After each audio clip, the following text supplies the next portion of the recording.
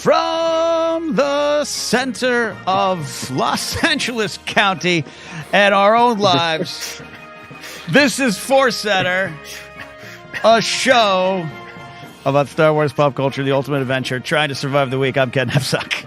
I'm Joseph Scrimshaw, and I'm deeply amused. You delivered that like some old sort of fake preacher trying to convince people that you are filled with the spirit. Like, look at the spirit that inhabited Ken right there from the center. It is ForceCenter Live. There's my headphones up. All right, now I sound like I'm alive.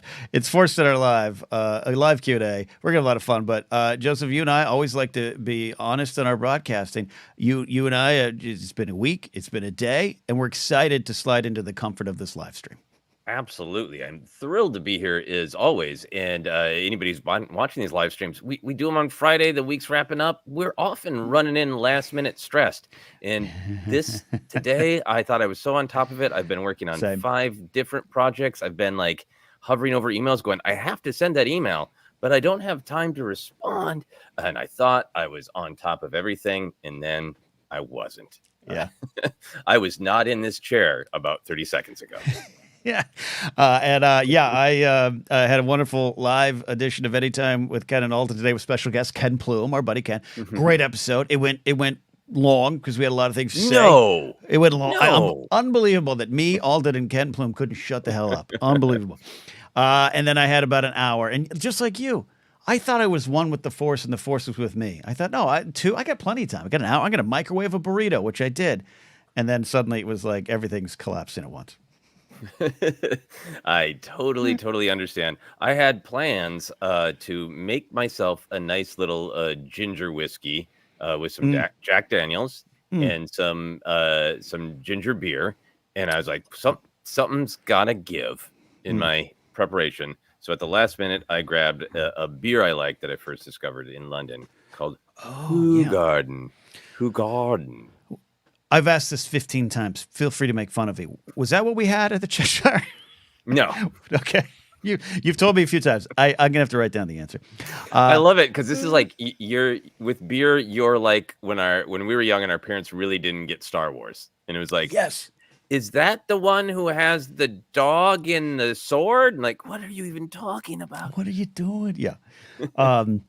A little housekeeping up top. We're taking your questions, super chats. We absolutely appreciate it. Helps keep the show going, which I know sounds like a game show salesman pitch, but it helps. But also, it's not needed to get into the conversation, but we can see them easier. We'll get to all the super chat questions that come in. And I had someone tweet out, "Hey, I'm a longtime listener. I'm not a Patreon supporter.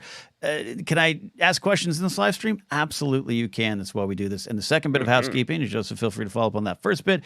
Jennifer is on her way. Don't worry, it's not just us today. Jennifer's coming in. She had some life duties to handle as well, which absolutely supersede the show. So she'll be here shortly. Yes, absolutely. And I hope since Ken and I are always a little frantic, I hope Jennifer brings a little chaos with her. That's been one of the triumphs of doing more video is we've always liked to be honest about the noises, the dogs, the packages being delivered, and Jennifer has continued that tradition in just a beautiful, fun way on our live stuff. I love that comment from our friend Molly Damon. It's delicious and refreshing. What you want in a beer? It really is. Look at this. Ooh, there you go. There you go. And then Dennis Gill says, "That was me. Thank you for the shout out." Yeah, Dennis, no, thank you. I'm glad you clarified that. We do take Patreon questions for our questions of the everything episodes. Check out this week's. That is obviously, not just to stoke interest in our Patreon, but to reward those who have made that decision to support us. But Dennis, you're welcome here. And we're also so grateful that you've been around for 3 years there and counting. There you go. Pinky up, Joseph. Yes. I didn't even know I was doing it at this point. It's an affectation for comedy that has become just something I actually do without thinking about. I do it with coffee, and I don't mean to, because I also slurp everything, but I slurp coffee with a vengeance.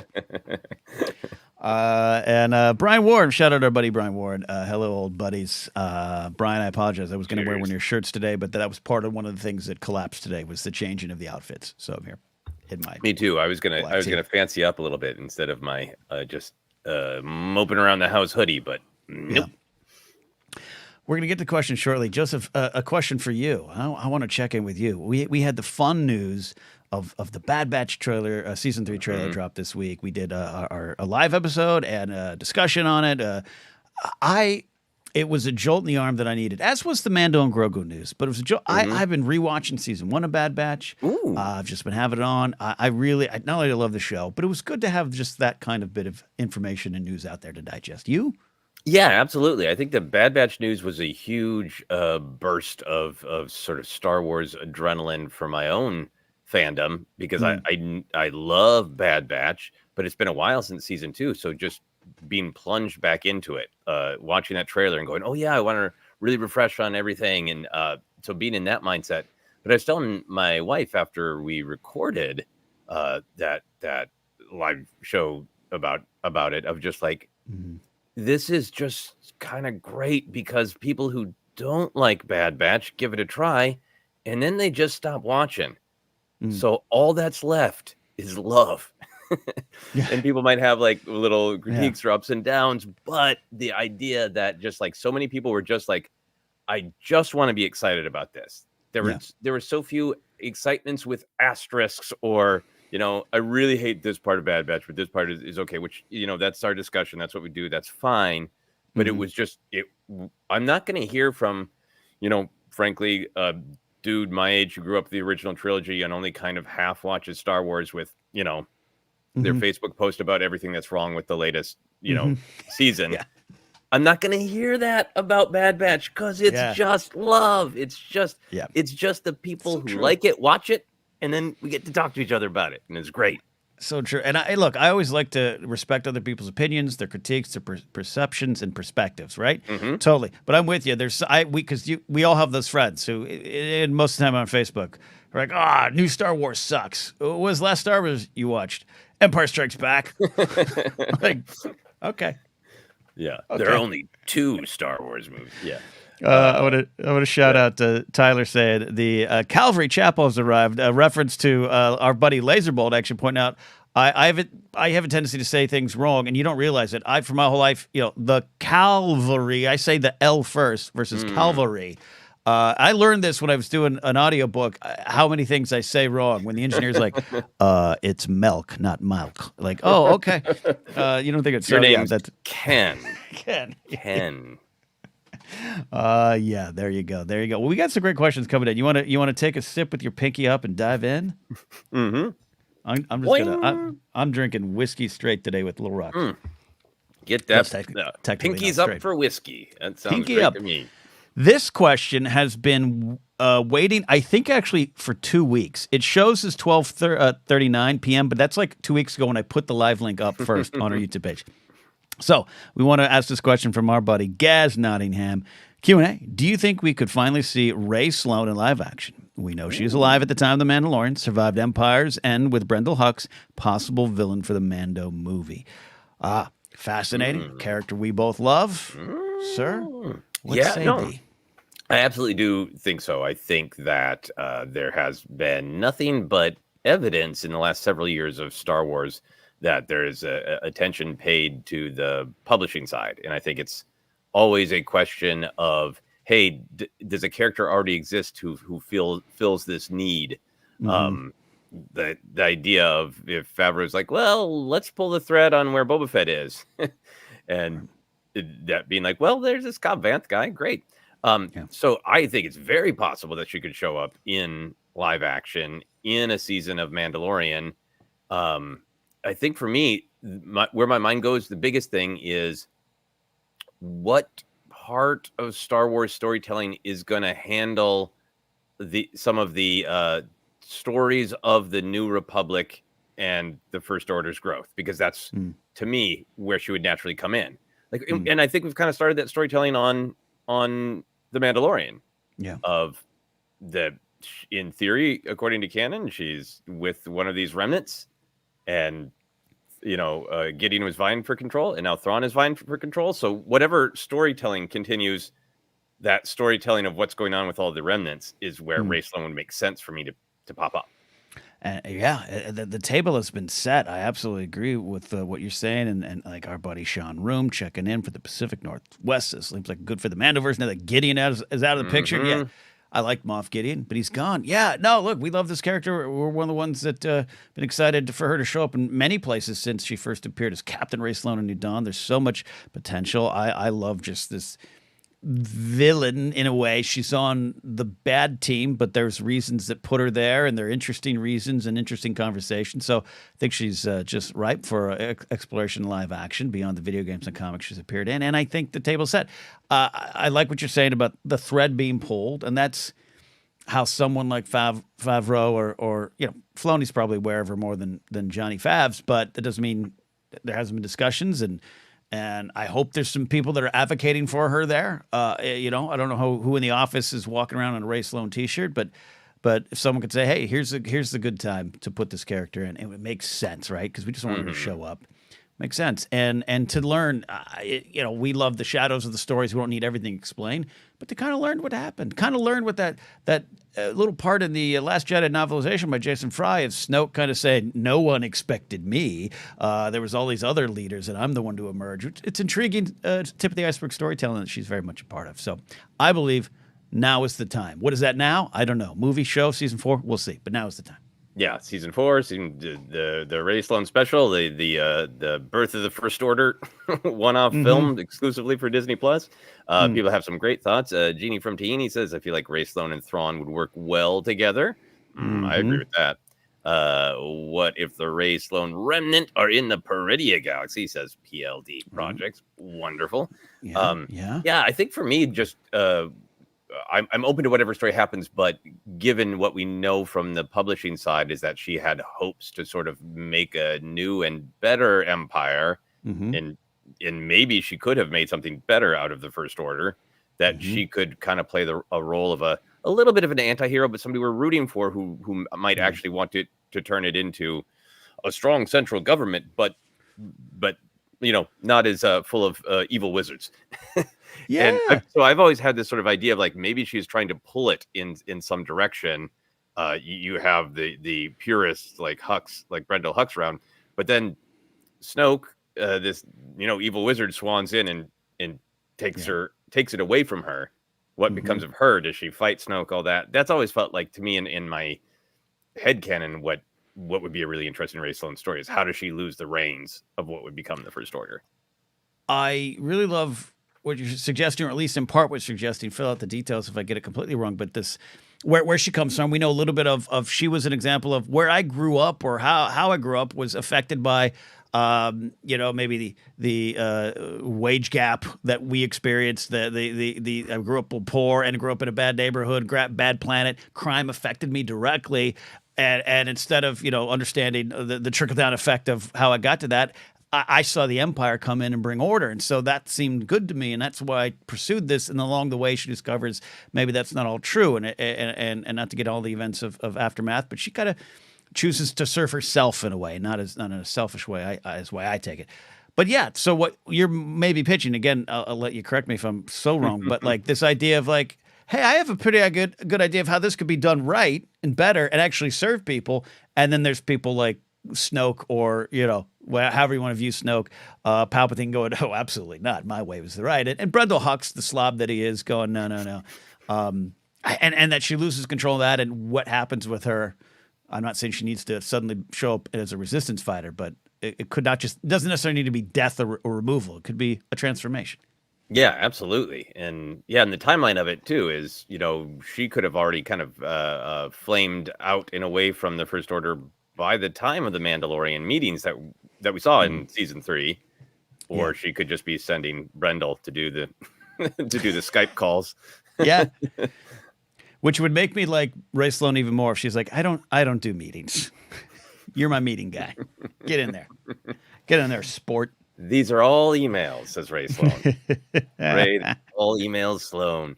I also just wonder if there is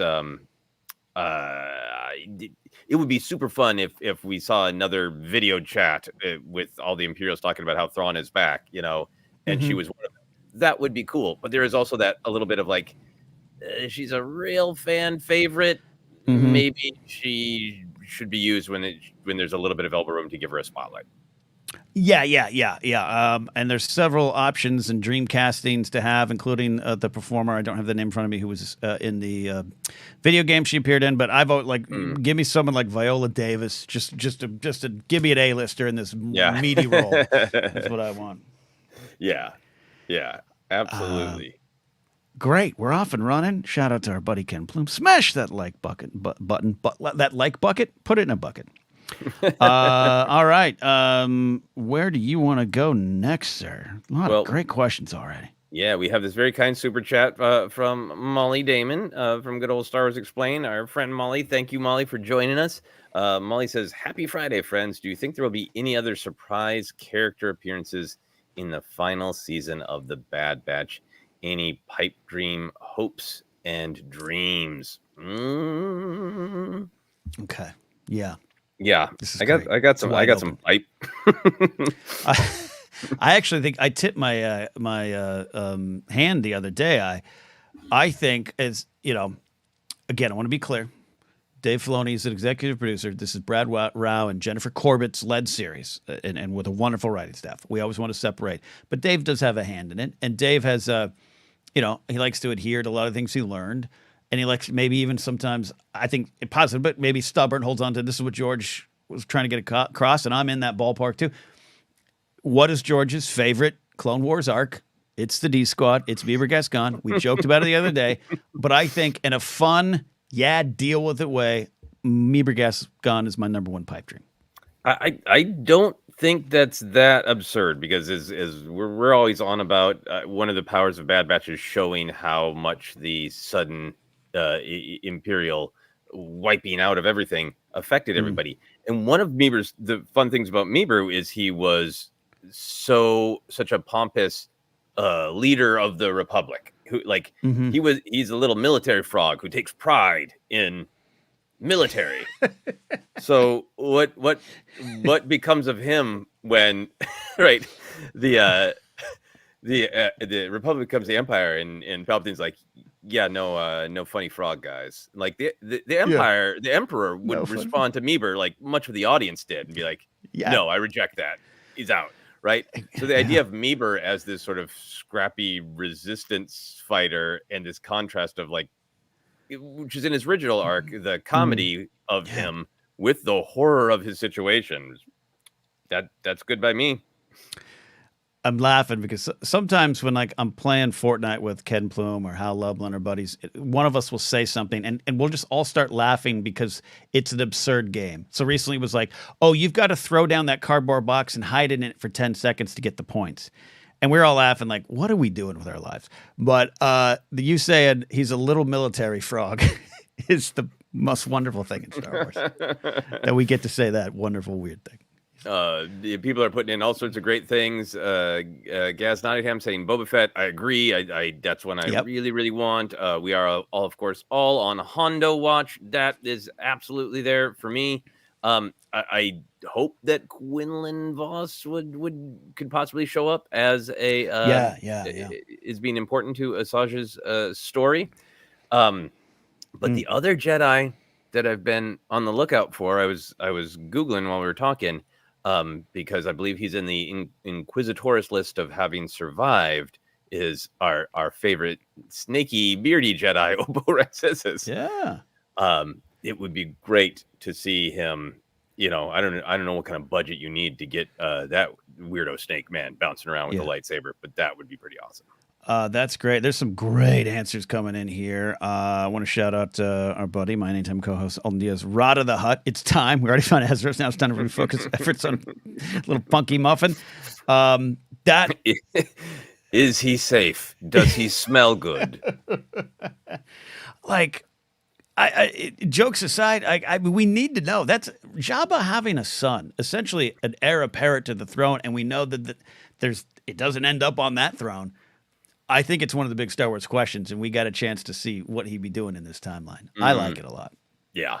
No, Molly says the old snake hippie about Obo Rancisis, which is dead on. He lives in Laurel Canyon in 67.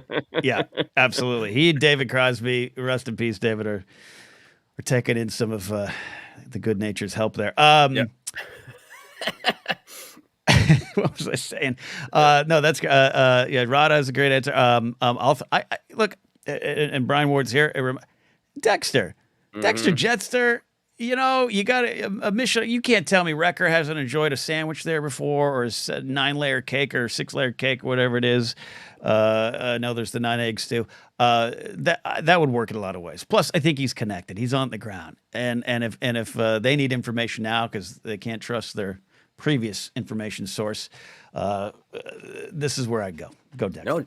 No, Dexter would be great if he was trying to ride out the storm on Coruscant, and Dex's Diner is a part of the path. Yeah. Or if he's like, I'm out of here, and I'm, starting up. I wouldn't be surprised to see Dexter running with Saw Gerrera. That'd be fun. Yeah, absolutely. There's a lot. God, there's Cal Kestis.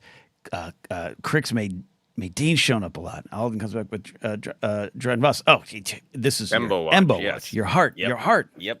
I love my Embo. I love him flying around with his hat. This is Ori Marco, Pruneface is Matty Gunner. It'd be the possibilities are endless. But a Brazilian freedom fighter. Yeah, we can see what radicalizes Ori Marco, what brings Pruneface to the fight. This is the show to do it. Brian, a Dex filler episode would be great. This is our live stream. We can just list great ideas for Bad Batch appearances. The show's just a great engine for seeing people at a really unique, specific time. Yeah. You know who I'd like to see? Leo Partagas. Thesis, please. Ooh, thesis, please. Yes. That might be there. Amana Man. Oh God, this is just now it's just name your favorite Kenner figure, and I love it. I love it. Tala from Obi-Wan Kenobi is still operating at the time of the Bad Batch. Yep. Love it there so much. Well, she might not be appearing in season 3 of Bad Batch, but she is definitely going to be appearing on this show as soon as I get this down. Jennifer Landa has arrived at the show. Oh my gosh, I love it. I was trying to figure out the right time to add to myself to the stage, and you did a beautiful introduction. Thank you. Hey, how you going? Life, we were explaining up top, Jen, you missed it. Joseph and I both just, it's been one of those days, been one of those weeks. So we're owning where we are as broadcasters and entertainers and pundits. And how are you crashing into the show today? I'm good. I had a matcha donut earlier. It was a donut birthday party that I just came from, so I am hopped up on sugar and coffee. Good. So I was just trying to catch up here. Oh my gosh, so a lot of prune face. I'm ready for prune face. This is our all prune face all the time stream we're going to do today. I hope everyone has strong prune face feelings. Yeah. And Jen, I want to get your take on this. I know you're playing a little catch up with Bad Batch season 2 and getting it caught up. But this idea of characters in season 3, we saw the Teth Monastery, which takes us back to the Clone Wars movie, and it was suggested here in chat today. Alden's asked, what are the chances of Rada the Hutt? And you understand that. You love Jabba. You love the Hutt clan. Maybe you don't support all their work. You disagree with some of their philosophies, but Rada, Stinky, what do you think? Oh my gosh, can you imagine? Oh, this is what I'm hoping for. I don't think we'll see the little Huttlet anytime soon. Although maybe a Lego figure or something. Maybe the Hasbro will do a special fan thing where people can spend $300 to get a special Huttlet, Road of the Huttlet minifigure or something. I don't know. I'm just trying to think of how. I mean, I would love to see the character, and I think I have no idea if in canon in modern canon it has been established how quickly Hutts grow up. Yes, exactly. Because Rada was Jennifer in terms of real world. Rada is sort of coded as a naughty 2-year-old baby. Yeah, infant? 14 months, maybe 14. Right? Yeah, sure. Yeah, okay. yeah. In human years, I bet that they age fast. Yeah. Right. So he be a preteen or 22, Ooh, getting his first job? Get his first job. Doesn't want to do his father's work. That's why we don't see him in Book of Boba Fett or Distant Factor Ed. He's like, nah, I'm gonna go study, agriculture and go work on another planet or something. I want everybody to be working with Saw. I want Saw to be like, here's my new backup team, Dexter, Rada, and Prune Face. We'll see if this works out for me. Sounds like a comedy heist movie. Then Saw will be his normal honest self with talking to Luth and Rael about Rada. He smells. Yeah. He's too big for the building. We can't hide with him. What if Saw's like, I need to meet with a rebel even more violent and drastic than myself. His name is Meeber Gascon. And that's the perfect time. Tony Gilroy, we got a military frog for you. Just have Steven Stanton show up. Hey, that'd be great. That sounded more like Wrecker. That was more Wrecker, but Meeber and Andor would be phenomenal. That would indeed break the internet in a beautiful way. I'm convinced that's why Tony said he only wanted to do seasons. Is he learned that in this same galaxy as Leo Partagaz is Meeber Gascon. He's like, I can't do it anymore. I can't do it. I can't. All right. Well, Jen, I can't bring up the picture because if I share my screen, I might mess everything up. They've got this. See this? It was announced back in October. Did we talk about this? Why am I just seeing this? I saw this on Instagram today. What? The commemorative 40th anniversary Return of the Jedi 3-foot tall Wicket plush. Did you ever see that? Wait, is that the one that Star Wars had on their official account? Maybe. It's a little odd looking. Yeah. To put it kindly. It just popped up on my feed today. Why am I'm just learning about this. This is offensive. Yeah, I saw it on the official Star Wars account. And I'm a lover of all things Ewok. Yeah. I covet your Ewok, Ken. But this one, for $500, it's $500. At least on Shop Disney. It's 3 feet tall. Yeah. Yeah, that's the one. Lord. That's the one. Yeah, I mean, it looks scared. It looks stuffed.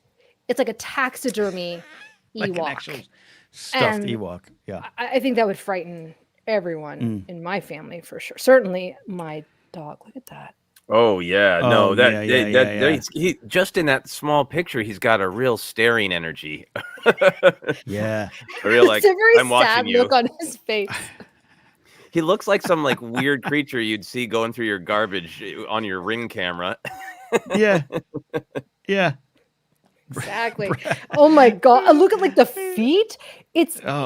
This is $500. Here, keep holding that up, Jen. I'm going to give you the prime spotlight here. Oh, look at that. Lord. Look at the yeah. feet. What is Yeah. that? What is Yeah. that? What is Yeah, that? he's got a little Lego kind of energy going there. Oh, geez. Yeah.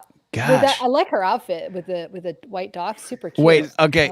Is that supposed to be scale. right? Because is it An that adult wide as woman. well? Or is she 4'9"? What's going on there? There's a lot going on there. Yeah, that doesn't help me with scale. That brings up more questions than answers for me. Right. Is she model height like 5'8" or is she like average like 5'5"? You know what I mean? Right. These are the questions that we have for $500. And on eBay it's gonna go, oh guys, the eyes. It's the eyes. It's these. Those eyes ain't blinking. Those eyes are not blinking. No. I always forget how many people know this reference for the Quiznos subs. They got a pepper bar commercial. Jen, do you know what I'm talking about? No, but I used to love Quiznos. I can't remember. You love putting sandwiches through an oven? I don't know if this is true, but I think it helped to destroy the company. They were a competitor of Subway, where their big thing is we heat our sandwiches. There was some weird, I don't know, 2003, 2004, 2005, somewhere around there, some weird sort of internet meme of these just kind of creepy, weird meat puppet guys with googly eyes, and they're like, that's what we need for our commercials, and it's just like weird googly-eyed thing and saying Quiznos subs, they got a pepper bar. Anyway, that's what Wicket looked like to me. I want you, and maybe it's on your Finish Your Monsters newsletter, Joseph, but I want you to write a short 1-act play of those characters.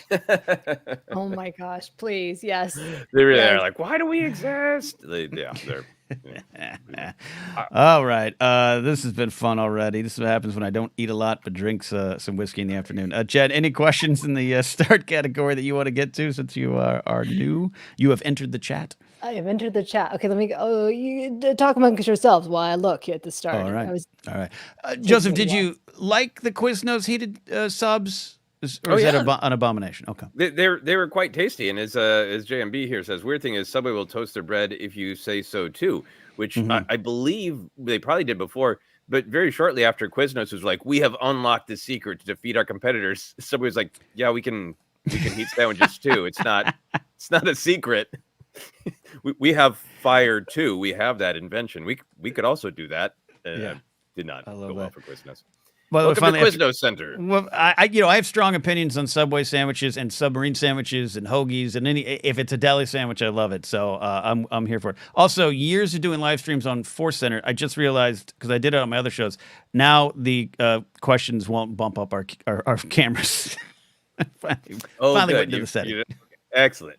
Well, because we had Plume over on Anytime today, and anytime I brought up the question, it covered his face, which is a whole nother problem. But I was like, why is it not moving it up? Okay. Anyways. Oh, yeah. Maddie Gunner points out the truth. Upper crust over Subway. And in fact, any other chain deli restaurant. It's like, above it, below it, around it. It is a whole different beast. On upper crust. I got it. Okay, I got a question. I got a good question. You got it. Yeah. So Rich T asks, they haven't released the Acolyte teaser officially yet, correct? I think they did last year at one of the Star Wars events, not for the general public yet. This is my thing too, because I feel like so many of you who went to Star Wars Celebration, right? You guys got to see a teaser, but I have not seen anything, and they have not seen released anything officially, correct? Correct. And we are trying not to be smug about it. Because what you guys saw was really, really good, right? It got everyone excited. Star Wars Celebration London, upper crust, Acolyte trailer, the two things I talk about the most. Yep. When do you think that they will? Ridley walking on stage. I wonder. Yeah, I wonder if they're holding off for an announcement of the date or even a definition of the quadrant. I think unless we hear in the next couple of weeks about when Skeleton Crew is coming out, I'm starting to feel like, okay, now we know when Bad Batch is airing, and it's through kind of the end of the first half of the year.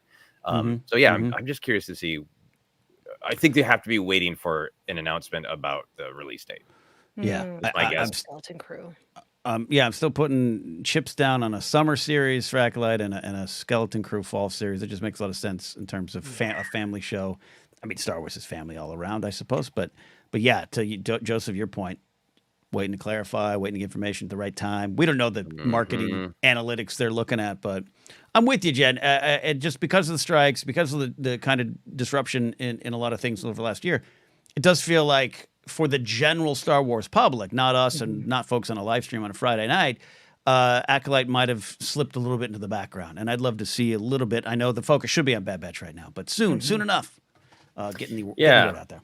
Yeah, I mean, I understand like everything is in doubt right now of when things are going to be released. I read another article today about how contentious things are with still aggressive attempts at board takeover business from the old Perlmutter camp, allied with another person who is hard right and has specific beliefs. So Uncle Bob's got a lot on his plate. But I think part of that is making these decisions about how many things to release. We need to have a better strategy about release, so we sort of maximize the volume of these things, which is like that's all inside baseball. For me, like I get the trap they're in that they want to make something exclusive to people who make it to Celebration and then make it through a lottery to get into one of those rooms. They want to have something you can only see here. But at the same time, it's like, but the spirit of Star Wars is for everyone, including that damn Acolyte trailer that we know you have. So give it to us. Yeah, give it to us. Do it. And I think I want to ask you about this, Ken, having seen it. Yeah. I think what's powerful about the Acolyte trailer, there's a lot of great stuff, but for a more sort of general audience who likes Star Wars but maybe isn't deep in the bubble, it's very clearly about Jedi philosophy and cool lightsaber action with actors you know. So it actually does feel like a really good one for people who are a little outside the bubble, didn't like Kenobi, didn't like Boba Fett, blah, blah, blah. Yeah. It, I think would be like, this is what I think when Acolyte trailer releases, you're going to hear a lot of, this is what I've been waiting for. Why haven't they done that? Yeah, I think it's going to surprise folks. I think it's going to pull folks in who are on that general, does it have lightsabers, I'm in type of vibe, which is, I'm not saying that in any kind of disparaging way, just like folks are like, yeah, cool, love Star Wars. And I think it's going to capture that. And then for folks like us who love to dig in deep in the themes, it presents that. And plus it's got a Wookiee as a Jedi. I mean, come on. And it just, this is where, Jen, it's hard not to get smug. I'll try not to get smug. Right. It looks so damn good. It looks like a great mix of some of, the Rogue One, I'll even say Solo into Andor series style that's more realistic, but mixed in with kind of the fantastic elements that Mando and the volume and stagecraft kind of technology do allow to be developed. Now, Joseph and I, you talk often about how you criticize stagecraft or volume all you want, but that Kenobi Vader fight on the fight planet was amazing and could only really happen there. So it seems like the best of both worlds to me. Stabby Rock Moon, I believe, is what it's called. It has a name in Wikipedia. But yeah.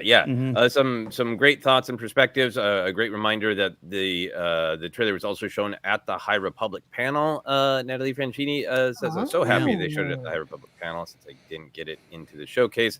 Lots of folks agreeing with you, Ken, that sort of Ahsoka time slot would be good. I mean, it did seem like there wasn't else a lot in the way of Ahsoka that was, everybody was able to kind of give it their focus. So yeah, that'd be great. August release, right? Yeah. Yeah, and 8994M says I just heard that there was a lot of martial arts, and I'm in. Yeah, definitely. I mean, it's Carrie Ann Moss is in it, but to say that it's got that, Star Wars with a little bit of Matrix and that Crouching Tiger, Hidden Dragon 1999 2000 into the early 2000s kind of style, like there's a little bit of that in there for sure. Yeah, and it's interesting. If you like Jedi, Sith, lightsabers, Force philosophy, it's all of that. The same way, like I think when Mandalorian was first teaser trailer and people were like, I love the bounty hunters, I love the Outer Rim, I love the crime. It's just so all in. I'm very excited. Indeed. Great question. Good thought starter there, Jen. Love that. We got a lot of good questions coming in. We mentioned them earlier. I want to just connect it now while we still have it fresher in mind. Christopher Lamb asked this question about when, and that's some confidence. PLD Projects, who has Hondo Watch going on his Star Wars show too. When Hondo returns, how would you like to see him realize? Cad Bane-esque with a small role play by a body actor, voiceover by Jim Cummings, or a bigger role and have a newer actor and voice. Yeah, and this is, handled with care. You got a character that's very much beloved by those who love Hondo. There's ways to do it. Any thoughts, Jen, on how you'd want to see Hondo come on into live action? Wasn't there some debate recently? I have not gone on any of the rides in Galaxy's Edge. Isn't he in animatronic form in a ride? Which one? Rise of Resistance. No, Rise of the Resistance. No, Smuggler's Run. Smuggler's Run? Oh, yeah, because he has the Falcon right now. You're right. Yeah, because that's the narrative is that he's sending you on a mission.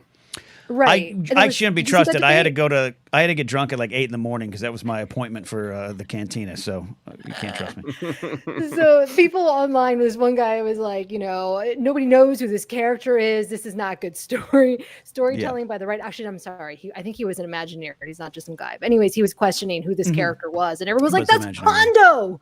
So I want redemption for Hondo. I want him to have a really big role in a live action Disney Plus series, so that everyone can know who Hondo is.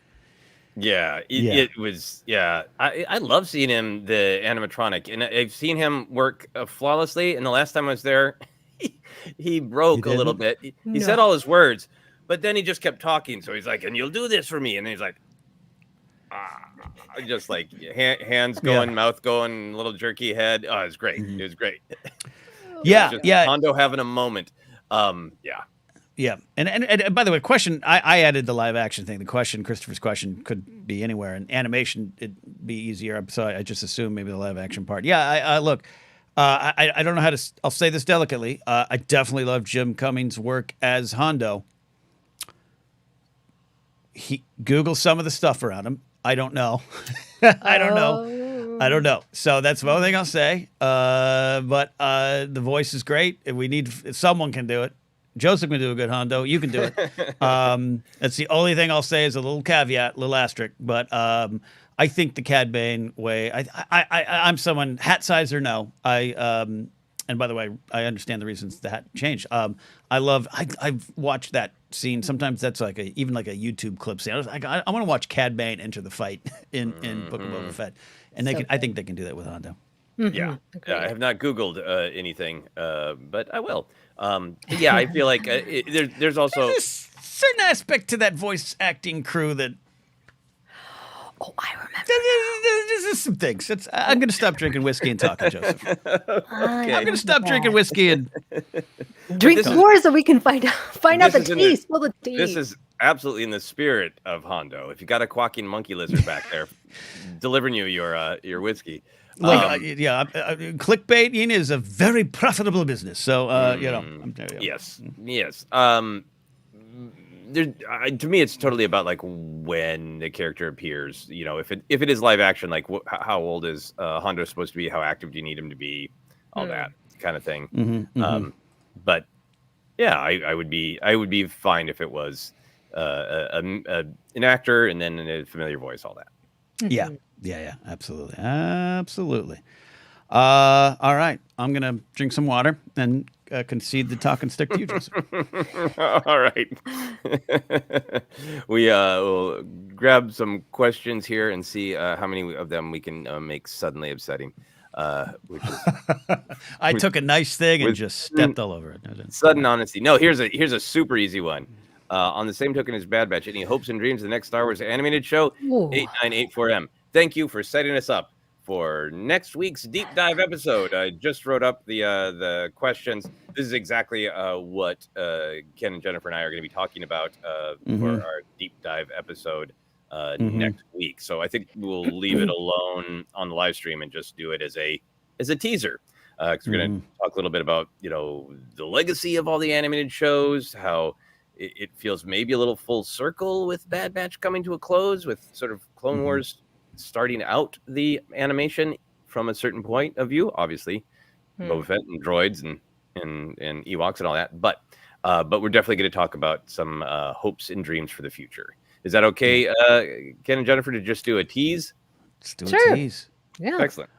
I can only do a tease because I haven't done my notes yet. That's usually a Sunday afternoon thing for me. Yeah. Keep it vague right now, but I have some thoughts on Forces of Destiny. But everybody about Forces of Destiny? Yes. I revisited it recently and I was like, gosh dang it, this was a good show. Short show. It was a good vehicle. A good vehicle with a lot of fun, interesting stuff in it. Yeah. A lot of discussion of a High Republic animated show, an animated Jawa show, sequel to Airplanes. Done. What does that look like? Is it Tika's Big Day Out? No, I think this is a show not featuring Jawas, but rather one that they animated. So it's all just stolen, recycled bits. I love that. So I want like a DIY Jawa show. That's what I want. This is really DIY fun. things. I love this because, like, oftentimes we, record an episode and then it'll be like, oh, I can't wait to hear what some of our listeners or viewers think. And we get to hear ahead of time some of the different ideas of, tales of the Jawas. Okay, yeah. Okay, if it was just a bunch of Jawas sitting on top of their little sandcrawler patio that they have there and just bleep talking different people they've encountered, I'd like that. That's good. Oh, that's really good. What's fascinating for me, and this is something I know we'll discuss more, is I love this kind of full circle point where, as I owned and said this week on our Bad Batch coverage, I wasn't super excited for the Bad Batch when it was announced. Not that I didn't love those 4 episodes that it appeared in, but I was just kind of like, hey, we've spent a lot of time here, and I know it's kind of it's cynical maybe, but it's kind of a Clone Wars sequel, and we had Rebel stuff, and I have someone who really did enjoy a lot of Resistance, a lot of what they tried with Resistance, and we're getting at with Resistance. I think it's an underrated show. Love Force of Destiny. I thought, and then Luke, whether it's Luke and young Ben, Luke and Lor San Tekka, we've been talking about this kind of stuff for years, helping to maybe build out the sequel era, not unlike the Clone Wars, building out the prequel era. So I think we're back to that in a weird way. And again, fell in love with Bad Batch because I thought it had a great why behind it. So I'm open to anything. High Republic is solid. I love that choice. But yeah, I think I would love, whether it's to help build out this New Republic era and supplemental to what we got in Ahsoka or the movie going forward, all that kind of stuff is great. But I think there's 30 years to play with. I'd love to see, if we need Han and Leia and Luke of stories, but there's apprehension about what do we do with that in live action, or how much do we want to do it with what we did with Luke. You have a perfect place to do it, and I'll put my stake there. Yeah, there's a lot of great thoughts. Andrew McNabb says, I'd like an animated show just called Star Wars. It just jumps around doing little arcs across different eras and characters. Yeah, a Tales of everybody, a Tales of the Galaxy would be really interesting as a more longer term show. 8984M says, I kind of want to see a First Order Resistance War series focused on the folks who work on pipes all day. Maybe give Rose her own show. Yeah, we'll talk. We'll see if we talk about this a little bit. I think the Resistance show is in such an interesting place because it has, I would say, it has elements of that, but it's not sort of as fully committed because you're kind of introduced to it. It's Kaz on this base, and it does get eventually into the First Order Resistance War, kind of. Right. Yeah. So I still think there's room to do something more specifically in that, like, full year of full conflict of following people who are like all the way in the war, not just trying to kind of live through the war. I love that. And you could get political in the way we like sometimes, and you can get emotional. I love that. That's great. Great. Yeah. Well, more to come indeed. More to come. Rich T says there's 10 years between episodes 1 and 2, and even in other episodes, it's largely untapped. The 3 Queen Amidala books going a little Obi-Wan Anakin comic. Yeah. Look, I don't, it's one of those, like, am I pitching a show that only I'd watch? But, Padme and the government, just every day going to meetings and votes. I would watch that. It would be, you can make politics exciting. It can be done. It's done constantly in other storytelling shows. Pod racing show. I've been pitching that pod racing video game for years, but you're right. Maybe a pod racing show. Ooh. Let's see a live action one of that. Let's answer the question of how Anakin got that poster in his bedroom. The whole thing could just follow the poster. We could call it the rise of Ben Quadraneros. Oh my gosh! How does he go from befuddled buffoonery to Sebulba's biggest rival? That's a tale. Rise of Quadraneros. Yes, love it. Ken, do you have any other questions that the spirit of Hondo is leading you toward? I have some questions about my own life choices up until this moment, but Rebel Intelligence is one question. Do you think there will be a Star Wars celebration in my own city of Seattle, Washington, one of my favorite cities in these here United States? My initial gut reaction, Joseph, you've got even more convention experience than I do, as do you, Jed. Seattle's great. I've been to Emerald City Comic Con. I don't know if it's big enough. Yeah, I haven't. I've only been to that convention center once, and I thought it's big where Emerald City Comic Con is. It's big, but I don't. Yeah, I don't. But I don't remember off the top of my head if there's like one central room that is big enough, which I feel like is what Star Wars Celebration always needs. Is like they can make do with lots of different convention centers for kind of like the panels that seat 100 to 200 people, but like one of those sort of stadium like we can pack lots of people in there.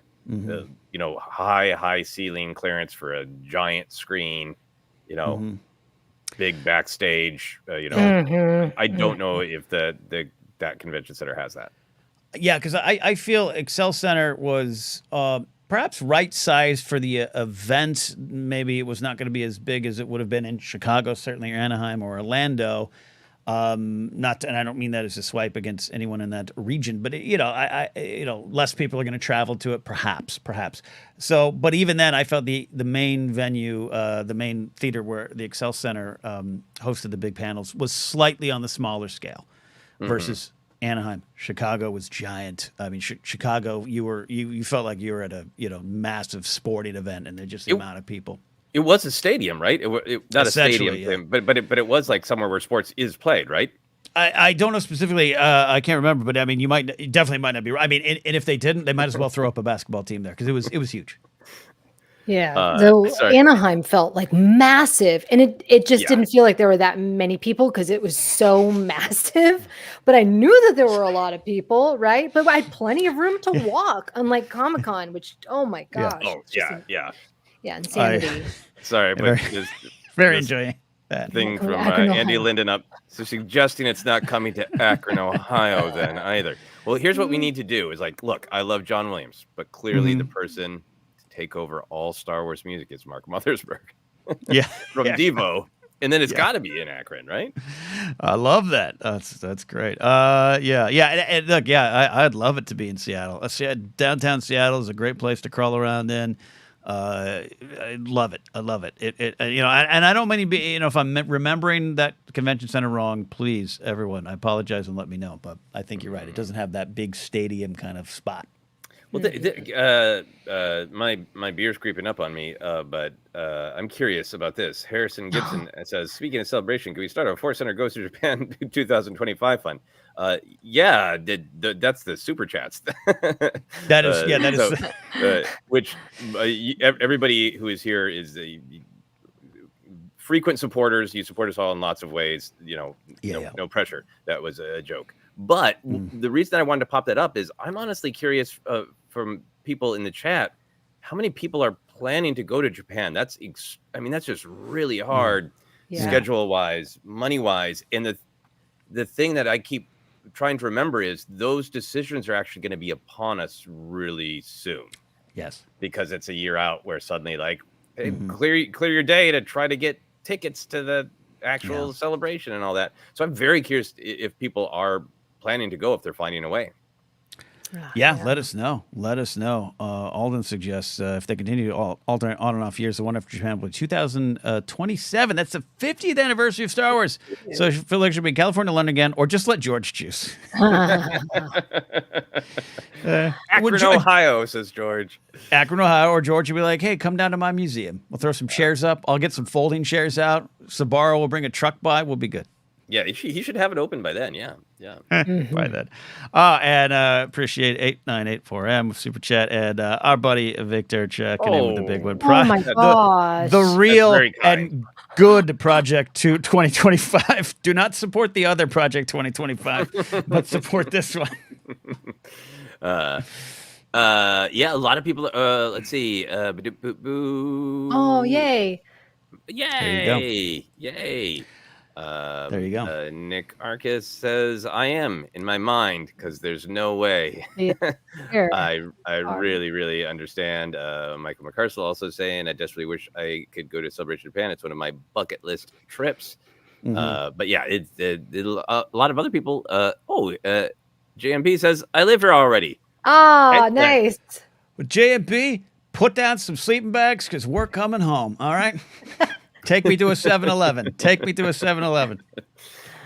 Please guide me in the best Japanese frozen pizzas is what I need. Jared Kozel says, I have Star Wars Celebration in Japan on my personal dream board. I think I can make it financially viable. The bigger challenge will be logistical, getting enough time off work. It really is. Like, it's not just one challenge. It is many. Right. Yeah. Right. Yeah. A lot of people in the same boat. Yeah. Yeah, absolutely. All right. Well, I just thought I was going to have a chance to talk about Seattle, but we had a great conversation about convention spaces and all that stuff. Any other questions? I know you're probably eyeing one of these questions, Joseph, that has a little good space-time doctor in it. But sure. Let's do that. Next up. From Dennis Gill, since Doctor Who has the Cybermen and Star Trek has the Borg, would it make sense for Star Wars to have their own version, cybernetic beings that upgrade living beings and strip them of emotion? This is fascinating because yes, I mean, I would argue that in some ways, the way Kenobi talks about Vader, more machine than man now, deals with that same sort of anxiety that I think was really present in the 60s when the Cybermen were created, in the 70s and the 80s and the 90s and today of what AI villains. I'm for. AI villains. Yeah, now like he's more NFT than man now. Twisted and easy to steal. He's more non-fungible than man. Yeah. A totally fungible villain. Yeah, I love to see the different ways that storytelling explores that sort of fear of losing our humanity to our technology, which is what I think it ultimately comes down to. The Cybermen in Doctor Who, they've evolved over the years and had more storytelling added, but the most recent idea is it happens every time in every place that humans have a lot of technology, is that it starts out as a well-intentioned thing of our body parts are breaking down, so let's replace and let's replace and let's replace. But as we replace even our souls, we become totally emotionless and are just sort of marching through life just to live and to conquer. The Borg, I think, has this different. It is a loss of humanity, but it is also about that idea of the individual being entirely subsumed to the collective, which is a whole different thing. So when I think of how would Star Wars wrestle with loss of humanity is represented by an over embracing of technology, my mind goes to lots of places. I mean, I think I really love the tactical droid leaders in the Clone Wars era. And like, I would love a story where like one of them survived by having like their almost the reverse of like if a tactical droid survived by having like their memory inserted into, you know, a rotting flesh puppet from their perspective, and like was like, this is the new way, you know. And I know a lot of the comic books have, you know, have so dealt with, you know, droid gotcha stuff, and the bounty hunter who's half robot, all that. Yeah, and just I don't want to trip you up too much, but yeah, Gaz and some others have commented the recent Dark Droids comic run, which I haven't taken a swing through, but I've heard about, and I'm apprehensive to take a swing through because of what I've heard, but I always want to give something a chance, so I'm going to check it out. But anyways, yes. Yeah, and I love Andrew McNabb brings up the mod parlor seems to be an early take on this. That's what I was thinking. There's so much. I think the other thing that's really interesting about it is I think the intent of those stories is always about losing our What if we give away our humanity? But it starts to become complex when you vilify needing an artificial limb, because that is, of course, not a bad thing. Claudia Gray specifically put in some really positive stuff about the mechanical lungs and heart that Rae Organa needed as a specific kind of pushback to just because you have an artificial limb, that doesn't mean you're losing humanity. So how do you play with that idea of allowing technology to consume your humanity and sort of evolve that question of not wanting to vilify just needing artificial limbs to survive? Yeah. Finding the balance, as we are all trying to find the balance of life with what's going on right now, right? Like the idea of what AI, as you say, Joseph, sometimes that umbrella term can do for people in need of assistance from it, making limbs move again or helping and medically. And there's so many ways to explore it, and we end up with just the powerful grabbing it to make them more powerful. So yeah, how do you approach that and approach it in the right way? It's a great example with Rae Organa as well. I like that. Yeah, that's what I loved about the mod parlor, specifically in Fennec Shand, and that whole storyline was seeing these young people who are doing like modifications to their body. They're reclaiming this power that perhaps has been used against them, and it's democratizing it to young people. And I just thought that was so interesting. That's why I really liked the mods and their colorful speeders and whatnot. I hope that we get to see more of them in that kind of subculture. Yeah. I would be fascinated with almost switching it, like it is something like a tactical droid, and maybe this is going on in the Dark Droids comic, because I am not familiar at all with going on with that. Of like, all we are asking you to do is basically give up your mind. Let us put a chip in you, and we will make you rational. And you are, and basically like just using humans as, meat puppet soldiers who will willingly give up, their humanity for what they think is the greater good, that kind of thing. Well, I creeped myself out, so I'm going to go. Basically, it sounds like we need Lobot to be resurrected in the future, become the big bad in Star Wars, but we've got to save him. And Lando is there to save his old buddy. Yeah. No? Yeah. Ray Morehouse is saying, I'm just going to mention Dengar and the Decraniated. Yeah. That is, I mean, it's such a great question about, playing out the Cybermen and the Borg, who are these huge villains in their respective storytelling. But these ideas are everywhere in Star Wars. They're just sort of not solidified to one big bad like the Cybermen or the Borg. Yeah. I want to clarify. I didn't break any news. I don't know if Lobot's dead. I was just saying the story is a lot. When did he pass? I know. Sorry about that. Scare. Andrew flipped his table, dropped his drink. Lobot's dead. No, I didn't mean that. Yep. Now I'm trying to fit Lobot into the lyrics of Bela Lugosi's Dead. Anyway. And Alden reminds us that when Cobb Vanth returns, he will be a cyborg cowboy, an actual cowboy bebop. It's going to be cool. Yeah, absolutely. Yeah, it's funny. You mentioned the mods, just an offshoot conversation. Yep, we had the discussion too about the scooters, and off air was with Joseph before we even did our Book of Boba Fett review. I was like, it didn't hit for me as much, and then just engaging with the themes, but moving beyond just the themes of the colors of the speeders.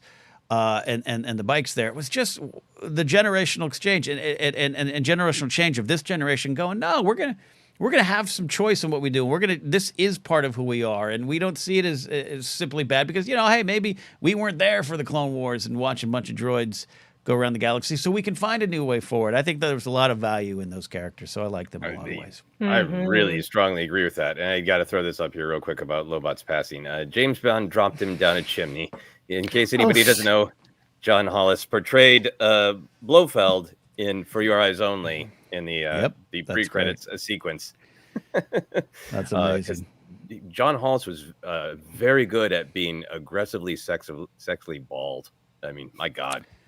I'm close to having to embrace that soon. I'm probably past the point. Maybe if I had just had my headphones like this, I'd be better with it. Love that. Thank you, Sam, for the super chat. Going into the fund. Fund. Capital Very, T, capital very kind. All right. I talked about Doctor Who. We can move on. Hey, look, I've seen some people even this week call for ForceCenter, which might just be you and other guests because it's a lot to get into. But I love all that. Jen, anything hit you there? I'm trying to see. Well, this is not really for me. This is for you all. Jack Freeborn asks, do you guys play Battlefront 2 anymore? I have not. I want to. I have 2 copies of it. Somehow I bought 2 copies. 2? Do you think that's what Battlefront 2 meant? Of you need 2 of them to play. Oh my gosh. Yeah, they're over there. I have not played them. I don't know what's holding me back. Ken? Yeah. Do you play? I have not played in a while. I've kind of put a pause on streaming video games on my YouTube channel. I haven't done it on Twitch for a while because I'm going to use that time to maybe write some things and be more productive in a way. There was a lot of fun, playing Madden and all that kind of stuff. But right when the strike started, or the week before, and I'm talking about the SAG after strike that kind of led to a lot of us needing to pull back from what we were talking about and playing. I just started playing it again on my streams. And it was really fun, but it's not as active. You can't find any games in the Starfighter mode, whatever. It's just kind of Galaxy Conquest, and that's kind of it. So it's a little bit of a dead space, which is unfortunate, much like Red Dead 2 Online is kind of a dead space now, too. And I get it. People move on. Companies move on. But every once in a while, I'll put it in. And it's fun. It's fun. I love it. I love the first one, too, some of the modes in there. I might do it again soon. I've 2 or 3 times just played the story mode. I love the character of Iden Versio. Really love Iden Versio. There's a lot of character I want to see in live action. You got the actor to do it. Yeah, so I still play it every now and then, but not online or not publicly as much anymore. Yeah, I'm not. I stopped playing it when the all stay at home from the pandemic started.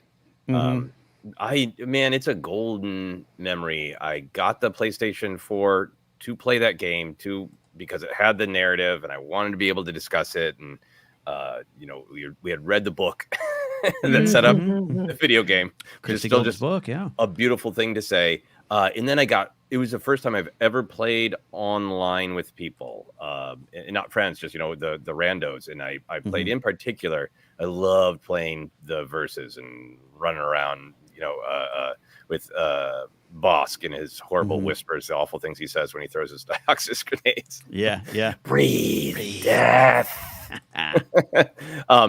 But as I've mentioned many times before, I get obsessive about video games. There's like one time I had a really good pitch meeting, and it was one of my close calls that I almost sold a show, and my manager called me to follow up on it, and I kept playing instead of pausing and tried to just play quietly, so my manager didn't know I was, trying to rock it around as Boba Fett while he's saying that went really well. When you're like, and I realized, oh, I got a problem. Anyway, once my wife was home with me every day, I didn't want to ignore her by playing video games a lot.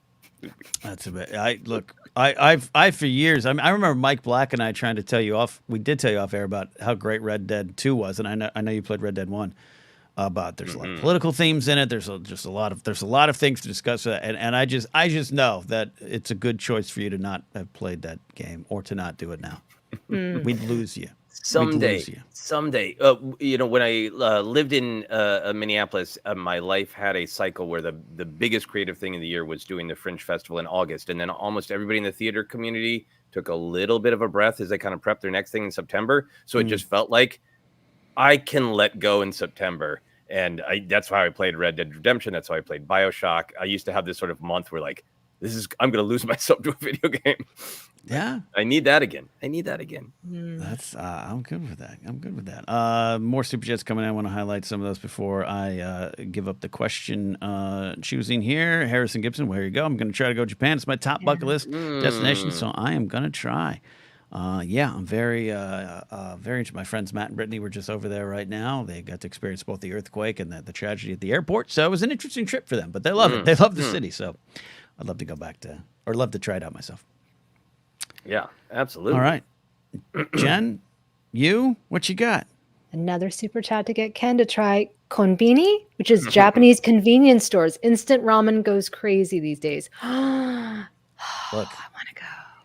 You all know my love of food that could be eaten in a car or in a convenience store after you buy it. So I have heard for years how great convenience stores in Japan are. So I'll try it. I'll try it. I'll be there. Good. I want to try it. And thank you for the super chat. Yeah, absolutely. Cool. Love it, Jen. What's while you're picking, I'll shout out our buddy Lauren Romo from the Galactic Podcast here, saying non-Star Wars coming here. Go Lions!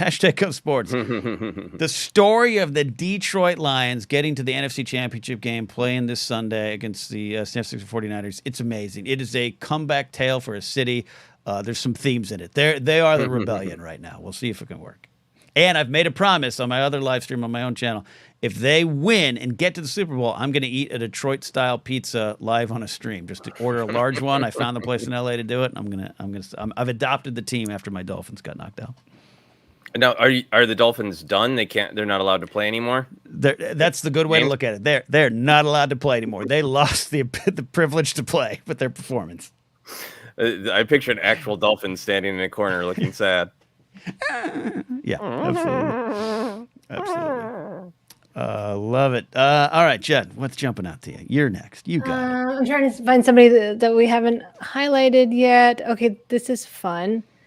Dennis Gill asks, what Star Wars character do you not want to get into a fist fight with?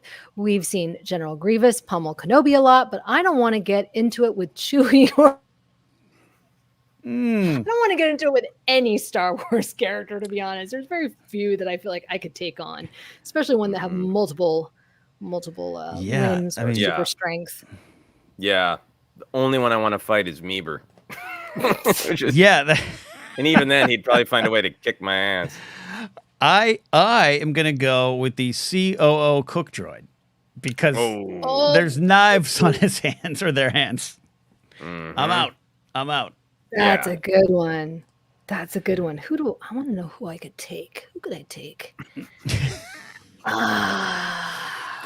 Jen, dig into your times in many mosh pits in your life and find out who could you take. What's the name of the baby Ewok again? The Walkling. with a walkling. Oh no, I can't take on a walkling. Or I could get into like a yelling match with the caretakers. I'd feel okay Yeah. getting into Yeah. it with them. Nah, Yeah. Love that. I A need lot some of, more training. good suggestions. Chrysanthemum is the one that's, with the Especially, the space dusters, whatever they're called. A lot of, what my mind went to first for who I wouldn't want to get into a fist fight with is Palpatine. Oh, Because that's somehow he would use Dark Force. He would punch me. He would probably infect me with some sort of horrible dark side lightning crackling, and his wrist would probably break because his bones got to be brittle. oof. But it'd still hurt me. There's a lot of stuff. Yeah, I think that's a great answer. Sam says wouldn't find Therm Scissor Punch. It's another. I'll tell you the one. You don't fight anybody with punch in the name ever. That's a rule for life. That's true. The one I wouldn't want to fight, you'd think it'd be fair, but I think he fights really dirty is Poplu. I think Poplu fights dirty. And it's just, you're not going to get away. There's a bite going to happen. Poplu? Yes. Whoa, Yes. Look at that. wow. Look at that wonderful. Wow. Look at that wonderful thing. Love that. Chrysanthemum. That's funny. Great answers coming in here as well. I want to highlight. Chrysanthemum versus Wrecker fist fight. Let's get ready to rumble. Yes. Yes. Brent That should be- Bums. One bum standing by. Oh, that's right. Brent Bums standing by. I want to highlight our friend First Rate Nate, who also goes by JW Baseman. Big gender super chat, and Nate, you're always there for us. We appreciate it. An old timer checking in. Thank you very much. Thank you very much. Cheers. Thank you. Love that. Great stuff. Great question. That reminds me of the Gamorrean. Remember the Gamorrean that was fighting in the Book of Boba Fett, who looked so buff? Total. Do you remember that? Yeah. Was it Yeah, Book I of do Boba Fett? Mandalorian. I can't remember. Mandalorian episode. Yeah. Ray Kenobi, also a Miami Dolphin fan, says Sure at Emway. Sure at Emway or Donnie Yen, two people I don't want to fight because I will lose fast. Put Fennec Shand on that list for sure. Yep. Fennec's great. Yeah. Look, I'm not looking to get in any fist fights these days, or ever, quite frankly. So these are all great choices there. Love that there. Joseph, what you give you the talking stick. I'm still working through. Yeah, and then and then I think after this one, it is your turn. It is me. There, Ken. I'm pushing it off because I'm Yeah, people are talking to you about food and you can't which is good. Oh, I hit the wrong button and lost the question, but I'll come back to it. Oh, here we go.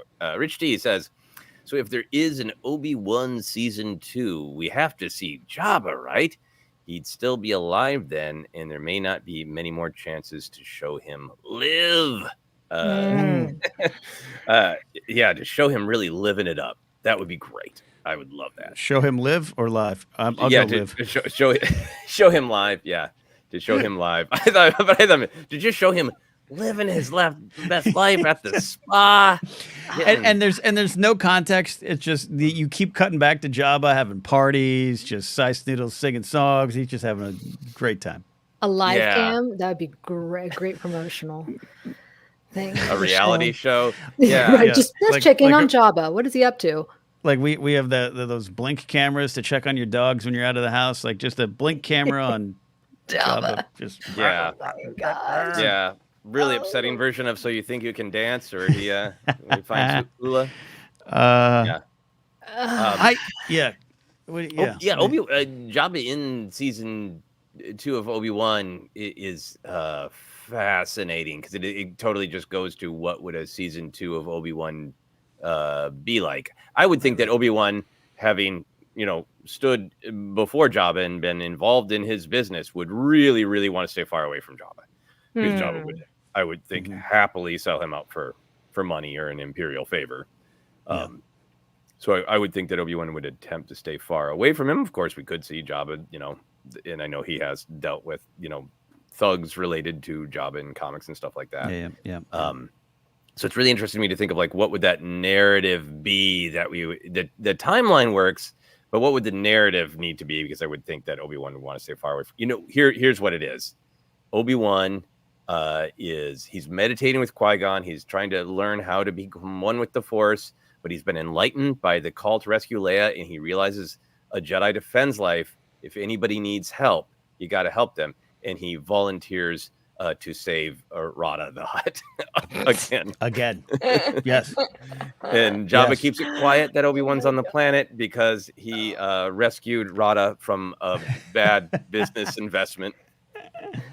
I love that. Oh my gosh. I love that. Look, Kenobi season 2, if they were to, if they were to do that, that'd be a place for it. I look, Diego Luna is the producer on Andor. And I don't think it's just a producer in title only to get me some points in the back end type of thing. I think he has a vested interest in this character. And he has a vested interest in seeing Jabba and touching Jabba, as he said many times in interviews. Jen, you're our Jabba expert here. Yeah. It works for Andor. That's exactly where my mind was going. There's only two people who think and want to touch Jabba. It's Diego Luna and myself. However, remember Guillermo del Toro like a few months ago, 6 months ago, tweeted that he had a Jabba the Hutt script, feature film, I think it was, right? I want to get my hands on that script. I want to know what his idea was for this character, for that story. I think it would have been so good. I mean, well, I was going to say I'm still holding out hope, but I don't think obviously it's going to happen ever. That's it would have been such a fantastic vision brought to Star Wars, right? Right? Del Toro's version, But in Andor, like, I mean, the his comment about wanting to touch him, I think has haunted that man. I know. As people bring it up in interviews. But I think Jabba makes sense because Andor's journey is I'm doing things that I'm really not proud of, for the greater good, and doing a favor for someone like Jabba to play both sides to get information and all that. This seems like the kind of morally questionable thing that Andor has to do. I think that's a great use of the character, and also paints Luthen in somewhat of a bad light that I like. I love Luthen, by the way. Oh, he's not a pure angel, is what I say. Ken Plume points out, much like Obi Jabba comics, you just need to see Jabba always hiring the character that interacts with Kenobi. Yeah, it could be a good, solid cameo guest starring appearance. I agree with that for just seeing Jabba. What I'm worrying about is if we're going to spend quality time with Jabba, if he's a character who has a need or a want, how do we do that? Yeah. Yep, absolutely. And submitted without comment. Brian Ward says, "Where did sorry, it go? A non-human in Andor." There you go. Right. Sorry, Jed. I pulled your other one off accidentally. No. It was JC, the bear, but following the cooking droids in Jabba's palace. That's what I would like to see. Yeah, great question. Don't dislike that at all. Anytime with Jabba's quality times this cat. Yeah, that's not untrue. This is true. This is true. I agree with what you're saying. And Ray Kenobi wants some more two. Let's go. You guys have some wonderful questions, thoughts. This is why we love doing it, and we're not done yet. So I guess without further ado, it's my turn to choose a good, solid question here. And I'm going to my buddy Paul, PLD Projects, with the rumors that the post Tales of the Jedi Season 2, we are going to be getting new Tales of the blank. What would you want? Sith, Bounty Hunters, Pirates, Ewoks, Restaurateurs, Dex Wuher. This is a great question. It's speculative. Could you keep it up there for a second, Dan? Yeah. Speculative. Where do we want to go? We're assuming 6 episodes. I think it's going to be a one-day drop type of thing that they did last time, right? We can dive in. We had Ahsoka and Dooku, interconnected, beautiful storytelling. Some of my favorite work of Dave's and his team. Love that Ahsoka episode. Yeah, it's all solid. I don't want to say it's absolutely was done to set up Ahsoka in any way, shape, or form. Like you need to watch it, or was but it explores a lot of the themes of who the character was, leading into more storytelling. So I don't know if he necessarily wants to use a series like that, but he could. So you have a lot of time to fill in. I'm not saying it leads to his movie, but you could play around with that. Yeah, absolutely. I think, as many people have pointed out, maybe it will deal with some of the Ahsoka and Sabine stuff that we didn't get to see of their first time around training. That's great. And I think and a lot of people have theorized and hoped for maybe some Luke time because that is I love also Filoni is dealing with Luke in this specific age of post Return of the Jedi, and even a young Ben would be great.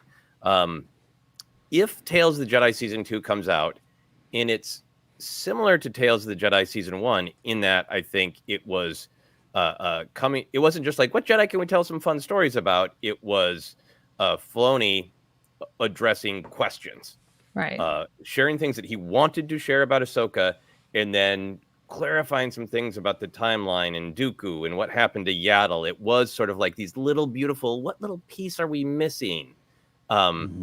And so that's where my mind goes to. If the second season of Tales of the Jedi is like that, then which of these series would scratch a similar itch for Filoni as a creator? So my mind maybe goes to Sith, actually. If Filoni kind of wanted to put his stamp on some of, like, well, we've established that Darth Revan is in modern canon, but what do we want to do with him exactly, or all that kind of thing. I love that. Great use of it, right? Yeah. Great use of the series. I think good stuff. I think it's a safe bet too. I think that would really get people wanting to watch and get more answers. What do you think about Tales of the Witches? Oh, yeah. Night Sisters Across Time and Space. Love it. oh my Love it. We could get gosh. more Morgan Elsbeth clarity about her journey. Sure. We could follow Asajj. We could follow Marin. Yeah, Tales of the Witches is actually that'd be great. Genius. I'm love gonna that. go oldest line outside of Lucasfilm right now. All witches, all the time. Tales of the Witches. Love that. PLD says, great points. Well, PLD, great question. You got us asking, and we try to answer. I'll address this one real quick. Are you starring in Percy Jackson and the Olympians as Hades? I was looking up the performer. No, not really, but I wish. I'd love to cash those checks. Love to do it, but no. Not me. Well, Thanks this for is the just one of my question. favorite sentences I've seen in a while. I want to see witches in that Jude Law show. Yes. Me too. But yeah, it is actually a good possibility. Yeah. Because they're back in the galaxy, and we know those kids that Jude Law is trying to watch over are running into trouble. Could that trouble be witches? Be witches. Love it. What do you got, Jim? Is that you? No. I just hit the wrong button. I did the story of my life right now. I tweet out the wrong links. It's been a thing. I got one. JMB asks, question: would you fight one Rancor-sized Jawa or 10 Jawa-sized Rancors? Oh. Sized Jawa. Okay, so 10 Jawa-sized Rancors are not. That's not actually a very small creature when you imagine like the arm reach of a Rancor. Right. And look, that's not like teeny tiny. We're not talking about like ant size. Action figure Rancors. Jawa size. We're talking life size Jawa size. You're telling me 10 Rancors, which means 20 clawed hands at almost exactly the height of my crotch. Yeah, no. I must fight the Rancor-sized Jawa. Yeah. Because I don't even know how much the Jawa wants to be there in the fight, no matter how big it is. Even if it looks like Animal at the end of the first Muppet movie. I don't know if it wants to be there. Having lost recently, as of like today, a fist fight with a Chihuahua, size does not matter with something like a Rancor. You could bribe the Jawa, there's some negotiations that could be had. Use something to like wrap around the ankles of the Jawa, classic move as we've seen time and again. And Ethan has a great follow-up question to clarify. Are we talking the size of that really tall Jawa in A New Hope or one of the smaller ones? Yeah, I'm imagining average. The other thing about the Rancor-sized Jawa, if the worst happens and the Jawa gets you and eats you, at least as you die, you would learn the mystery of what's under the hood. Right. Yeah. Because they have, so many questions. Yeah. Is it more rodent-like? Right? Yeah.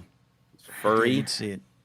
Like blocks Orko from He-Man? out the sun. Yeah, is it Like just Orko. a void? It just sucked into another dimension that lives inside the Jawa? Void with eyes. Aren't we all? Aren't we all just voids with eyes right now at this point in the timeline? Yep. That's amazing. Hello, Paranormal Highway checking in. Hello, great people. No, hello. Oh yeah, I accidentally stumbled onto that one, but understand why Pelimoto dated one. Yeah, we get all the answers.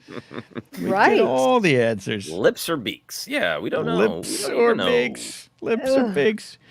More questions coming in, but I'll catch up with some super chats that aren't questions. JC, here's another drink. Can do tell. I get into trouble. The fact that my cousin and her young kids, who are now teenagers, but only, hey, we stumbled onto you drinking on movie fights. Like, oh, please don't. Please don't. I'll regulate a little bit. Adam Knight from Nightfall Productions checks in. No question this time. Just a British for y'all. ForceCenter gets me through the day and night gig with a smile more often than not. And thank you for spelling ForceCenter in your Canadian way, Adam. We appreciate that. Yeah. We appreciate the support. Yeah, it makes me feel very fancy. JMB crushing my dream and saying, unless they ate you feet first upside down. That would be really the worst. Is they're bringing me toward their mystery hood, and I'm thinking I'm finally going to know the mystery, and then they flip over. Terrible. Terrible. Amazing. Great poll. Jen, Joseph, anything jumping to you? We got some good ones.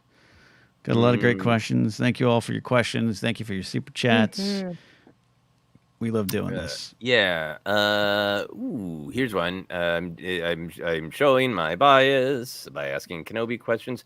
Brett Bum's standing by. Kenobi question. What happened to his Eope Akani? She appears in the Kenobi mini comic series Closer to A New Hope. Did he have Eope care organized when he left Tatooine? This is a vital question. Similar to Sabine and the Lothcat, right? This is a concern, yeah.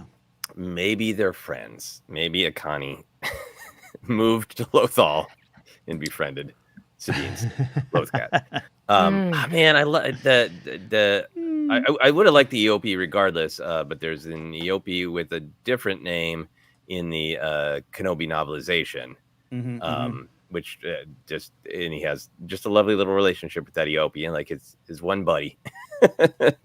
When he's out there all lonely. I like to believe that he set up some sort of care with the Eope as he was sort of like feeling like Ezra comes there and he goes and he stares at the Lars homestead and he strokes his beard in that episode of Rebels saying like, I don't know, I feel like the threads of destiny are calling. That's kind of the setup of that 5-issue comic book series, is that he feels the threads calling. So he's thinking back on his life. He's writing his journals. I got a man who's going to take the time to write down his stories is also going to take the time to find a pal to give his Eope to. I really agree with that. I think this is a guy who's, he's had a few day jobs in town there. He's, he's not completely isolated. We're pretty convinced he likes to get a drink or two on the weekends at cantinas. So I think he's got some pals. And it might just be Tika. They have a love-hate relationship, you'd think, but I think it's more love than anything.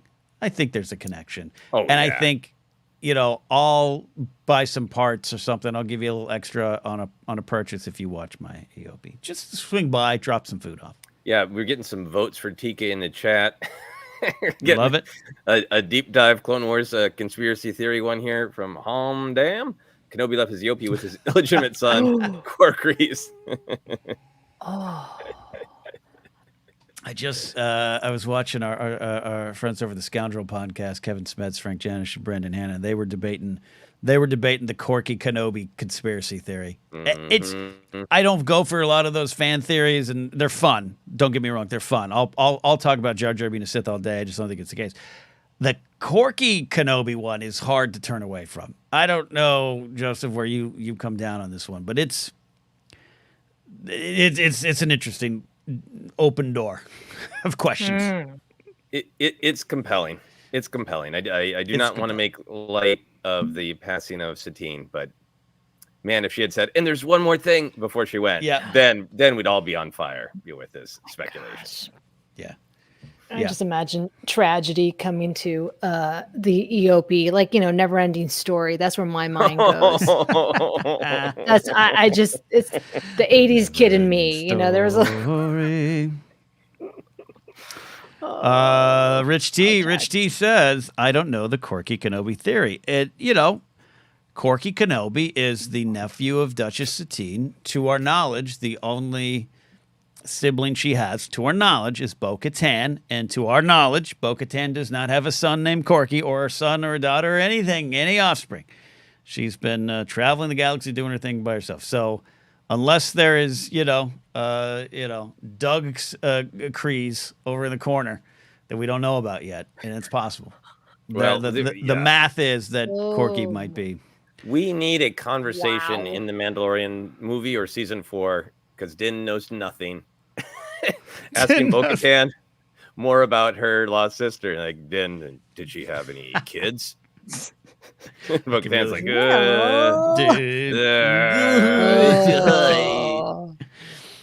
I could see that. Did your sister have any siblings? Like, that's a great, or any offspring? Did your sibling have an offspring? Yeah, I think that's great. Wait, what is? Oh, okay, sorry. Go ahead. Love that. I forgot about him. Yeah, we all forget about Corky from time to time. And David McKay points out, even Filoni winked about it. I did not see that. Look, I won't believe it though until Filoni wears a T-shirt about it that he has made. This goes to my point of that I brought up. I can't remember where the Filoni. I think having fun with Mephisto in the audience of like playing with expectations, because Corky's design is a little. It doesn't get you away from the Kenobi theory. Right. Bo-Katan is too young in the Clone Wars to have a son Corky's age, says David McKay, adding fuel to the fire.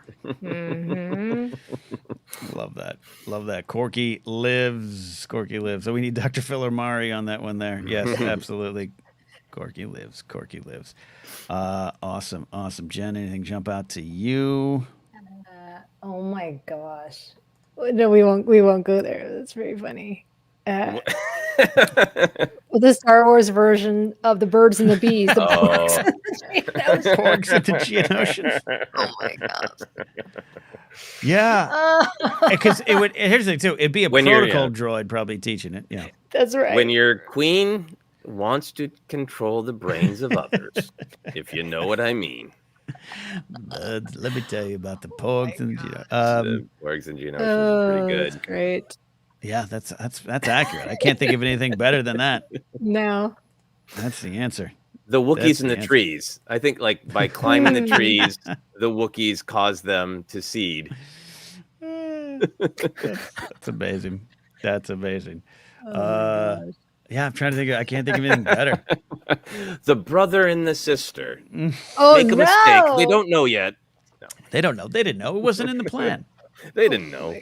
Yeah, I'm saying most likely a protocol droid would be the one teaching this. When fourth grade, when they divide the classes up, it would be a protocol droid. It'd be. He has to be filled of full etiquette, the mating etiquette of different societies, right? He could list it off. Like, well, if you're from Corellia, here are the standard. The Minox and the power cables. That sounds like a good band name. That does. The Minox and the power. Oh, that's amazing. That's an amazing name. Love that. Some hardcore punk there. Jen, that's a great question. Do you want to stop there? I'll let you. I'll let you do anything. You do what you want. But was that your choice? It was a bold question. That was my choice. Oh, wow. That was my choice. Wow. All right.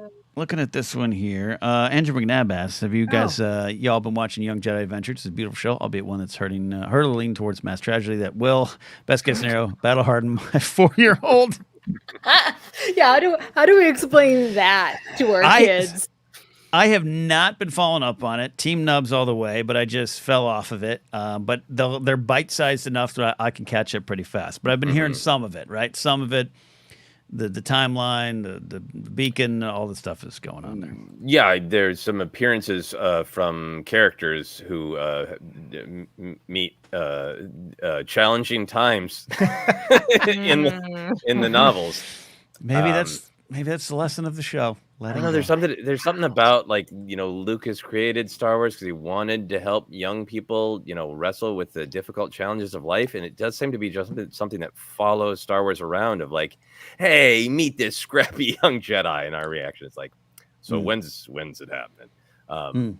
Yeah, I haven't. I watched like the first 2 not really releasing seasons. They're kind of releasing batches. Mhm. I have not watched the most recent batch that features some High Republic characters from the books. Mhm. Yeah. Yeah. Yeah, I have mean, I got to not catch up either. on. Yeah, I have to catch up on phase 2. Start phase 2, not catch up. I have to start phase 2. So I'm behind, but yeah, I love it and love the characters that showed up. But yeah, that's kind of the Star Wars thing, though. We're all heading for disaster. We just got to learn how to deal with it, I guess. There's the lesson. Hey, 4-year-old, sit down. Let me tell you. Let me tell you about Markion Rowe. Oh God. Yeah, that's really Yeah, but uncomfortable Nubs is great. conversation.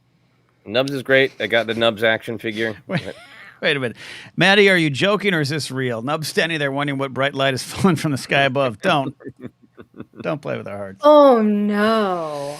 Oh no. My Love that. kids love Love that. Liz because she's really in tune with like the creatures of the galaxy. They love Yeah. her. Oh God, the characters Yeah. are great. Characters are great. All right, there you go. That's my choice. That's a good one. Jen, do you want to pick a question or you want me to? Oh, she's on it. Andy Linden asks, with Jared's point in mind about seeing Luther and Gorian Shard together, what are some other unique pairings in the Star Wars universe you would like to see, enjoy giggling at in an upcoming show or movie? Mm. I want to see Unique Perrin and Admiral Akbar. Yes. That's a good one. Yeah, that Mon's hosting these dinner parties that are getting really suspicious. And suddenly Akbar shows up. Oh. Perrin, can you give me that thing with the worm in it? Who are you? There's an alien here? What's going on? I mean, that's like the whole Phantom Menace, Jar Jar with Qui-Gon and Obi-Wan, Yeah, right? or Jar Jar.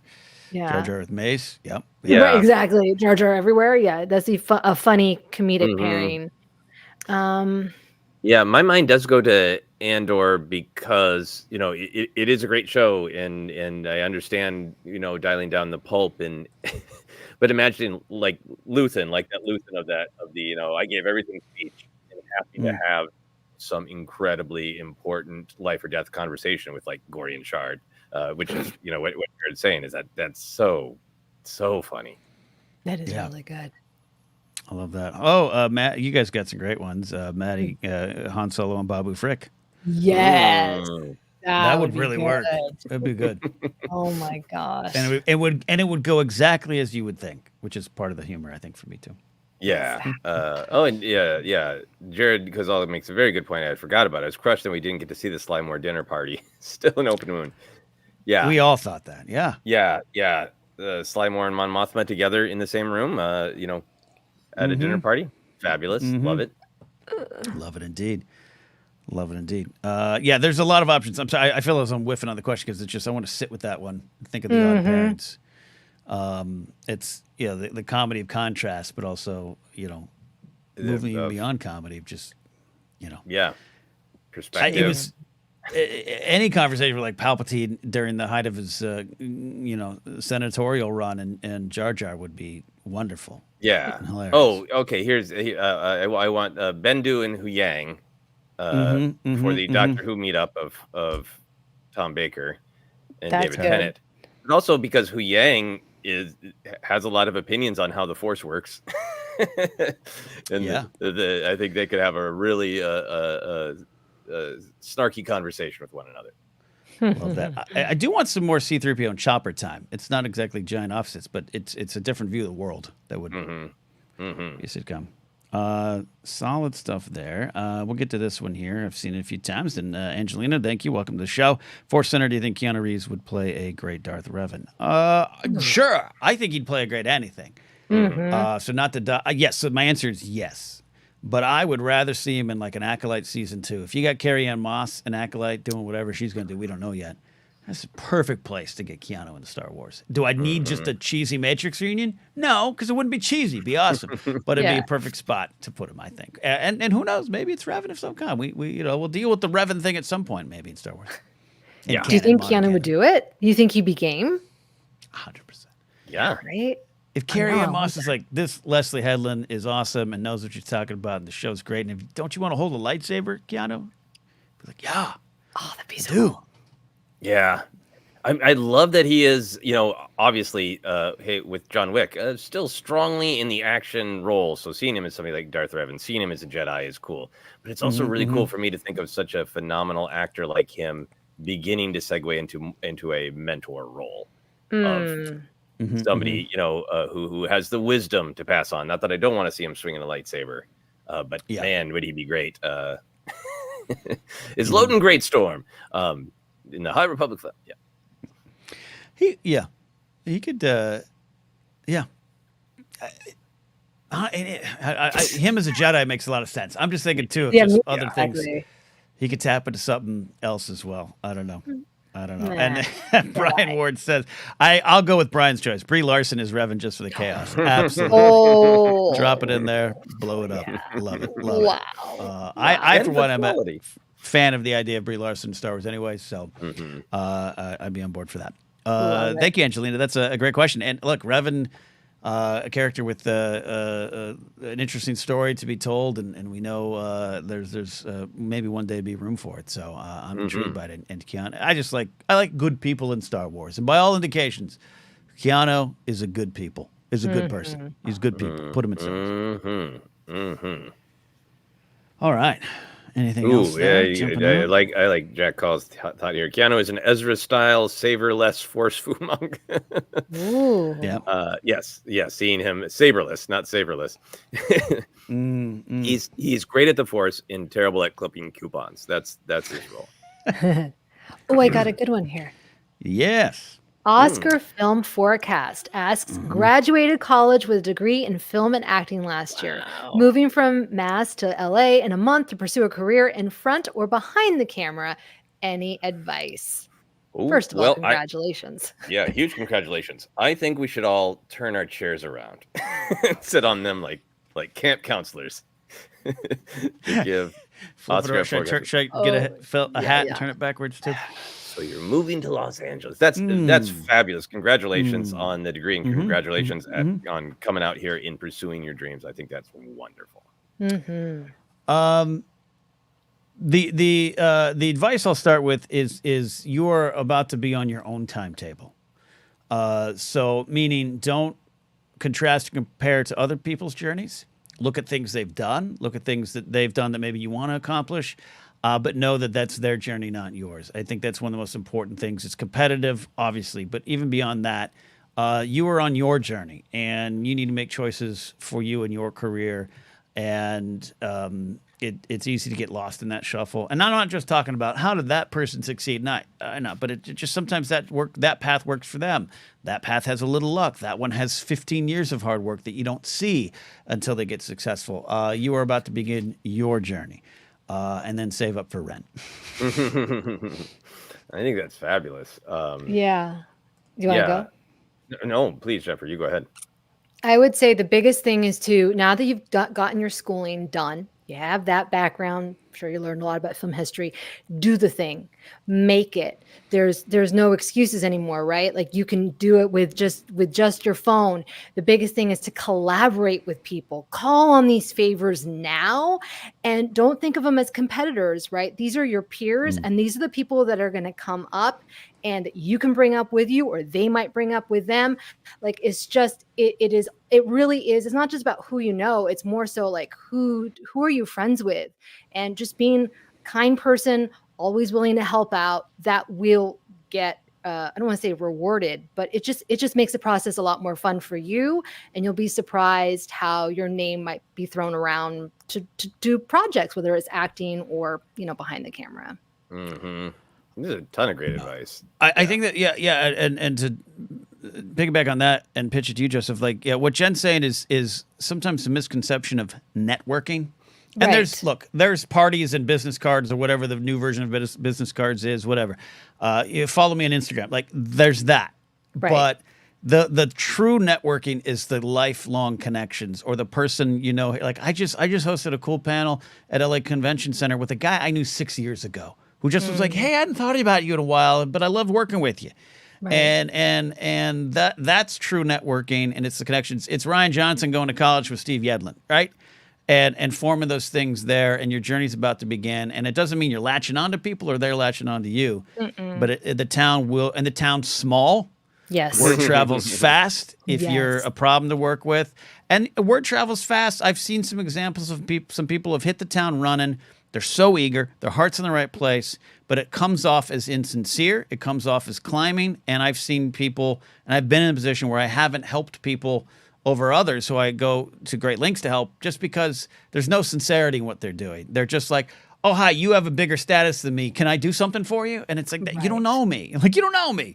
And the other way around is that. And I mean, and you never know. One day you're at a convention watching your friend on a panel, and next thing you're having beers with Joseph Scrimshaw, and 10 years later you're still working together. Sorry, Joseph, you're stuck. No, I'm happy. It was my life goal to get stuck with people like Ken and Jennifer, and I'm delighted to. Andrew McNabb kindly says, "Finish Your Monsters," which is the name of this weekly blog newsletter that I'm doing, where I'm setting goals for myself and trying to be honest about what are the ups and downs of the creative stuff that I'm trying to do. So, in all sincerity, the point of that blog is I want to, by talking about my own stuff, try to help other people stay motivated and be realistic that no matter how great it sounds like things are going for people, everybody is always a human and still being challenged. So hey, if you want to sign up for that blog, I'm sure I'll have some advice.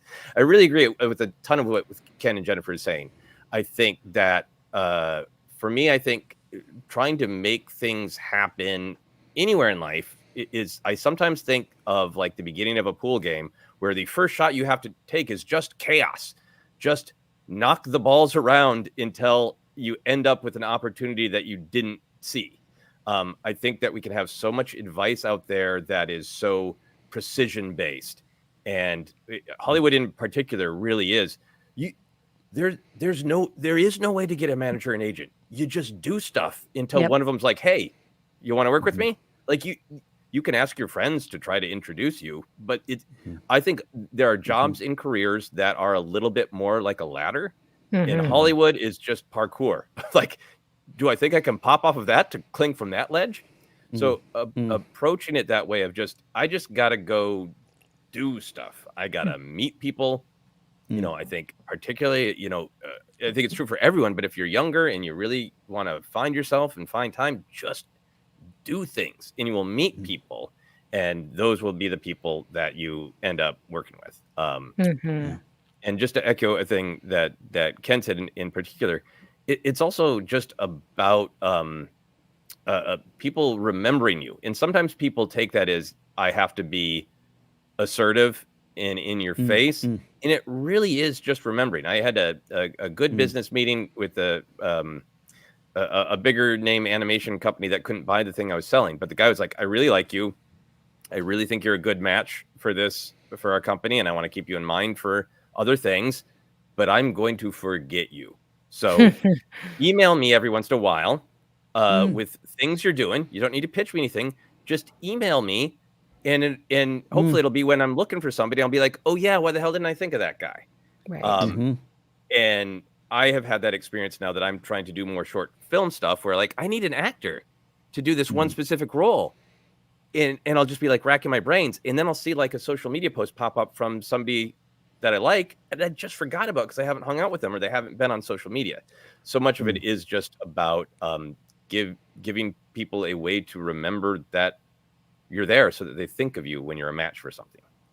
Yeah. All well and good. And I'll bring up Alden here.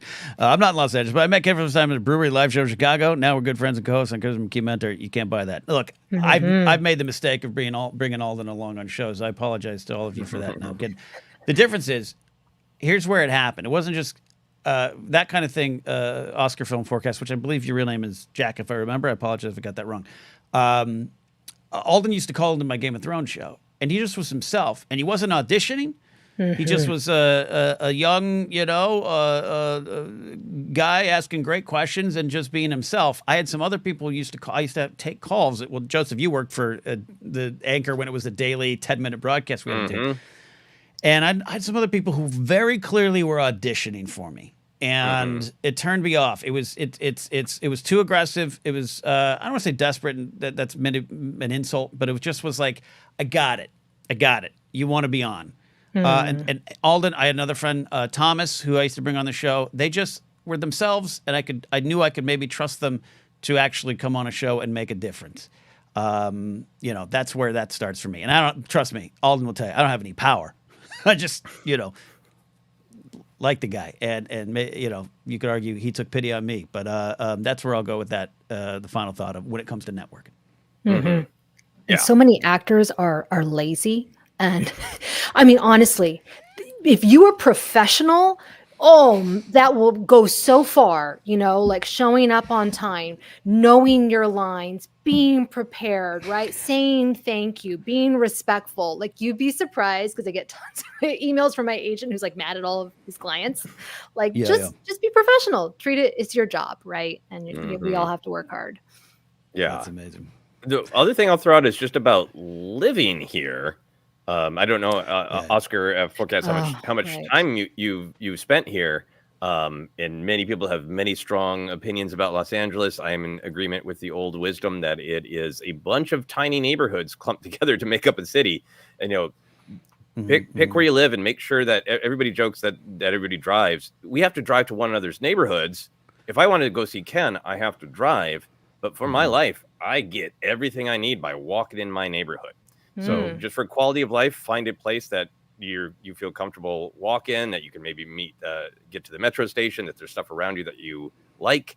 And then I think because it's spread out, people have a hard time getting together in person unless there's a sort of a larger social event. So I think, if you like to play games, find people to have a game night. If you want to start a movie night group, I think I've given this advice to people who've moved here many times, and they never believe me. And then they're like, I don't see people that often. I think finding events to go to with people really increases the health of your social life.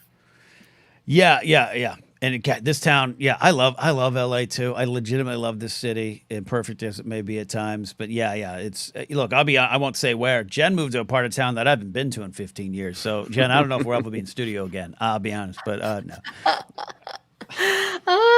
And that's so funny, because I feel like everything I have is right here. Rarely encounter any traffic until I go elsewhere, and I was like, oh geez, everything is so far, so much traffic, but not in my neck of the woods. It's so beautiful. Yeah. I mean, there's parts of it that are beach. Just look up and you see the beautiful hills and the beautiful sky. Yeah.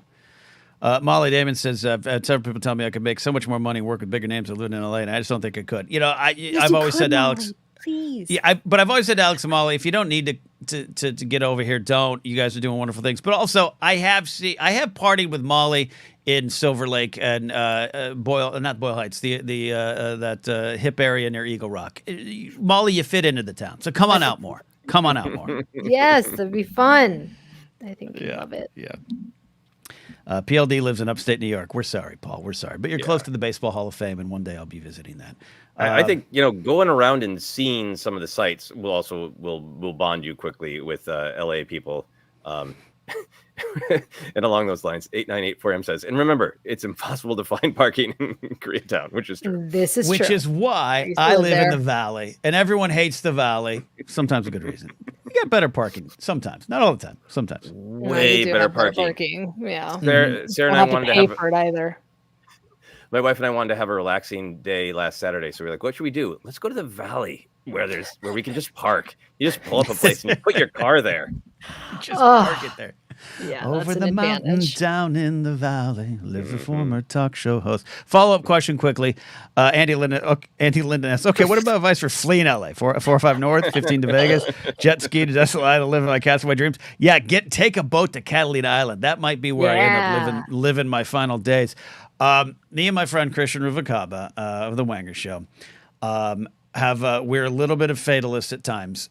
When there was a thought that maybe Putin would launch a tactical nuke at LA, like it is kind of, we were planning our routes out of town as fast as we could. That's how weird I am. So I think you go the 5 North you head to the desert and you get to the Mojave. And I have a path, but I'm not sharing it. I'll share it for money, but it's my way out of town.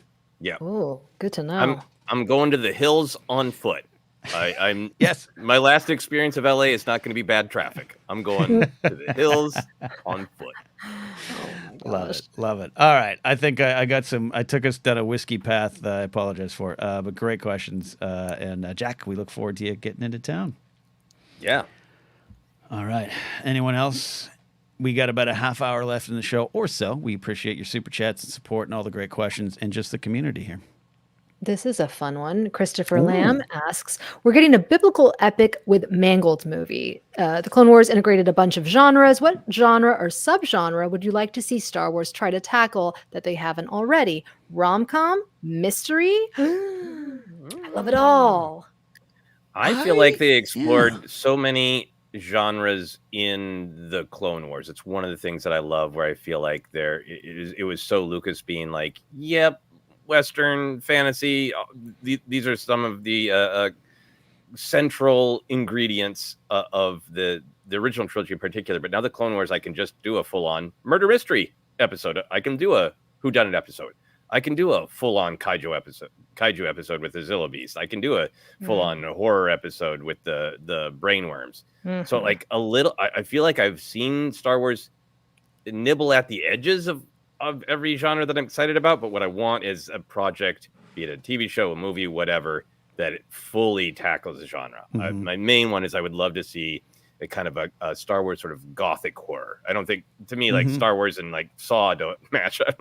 The Wampa losing its arms is as close to body horror as I need. The Shadow of Django's head, that's body horror in Star Wars for me.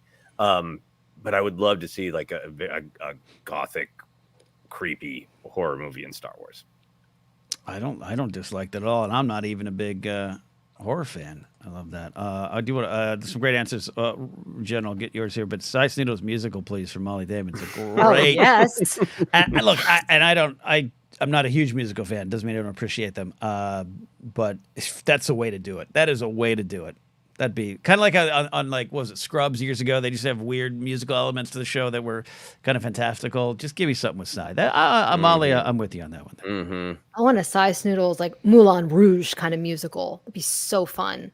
Yeah. Which I did see at the Pantages, so I'm not against musicals, folks. I did see.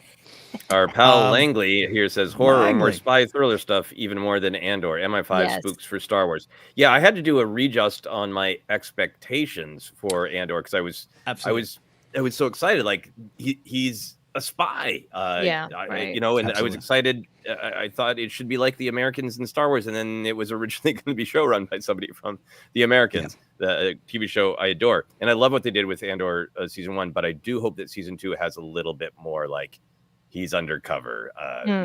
He's sent in to infiltrate this specific thing, so we could get a little bit more of that flavor. I would love myself.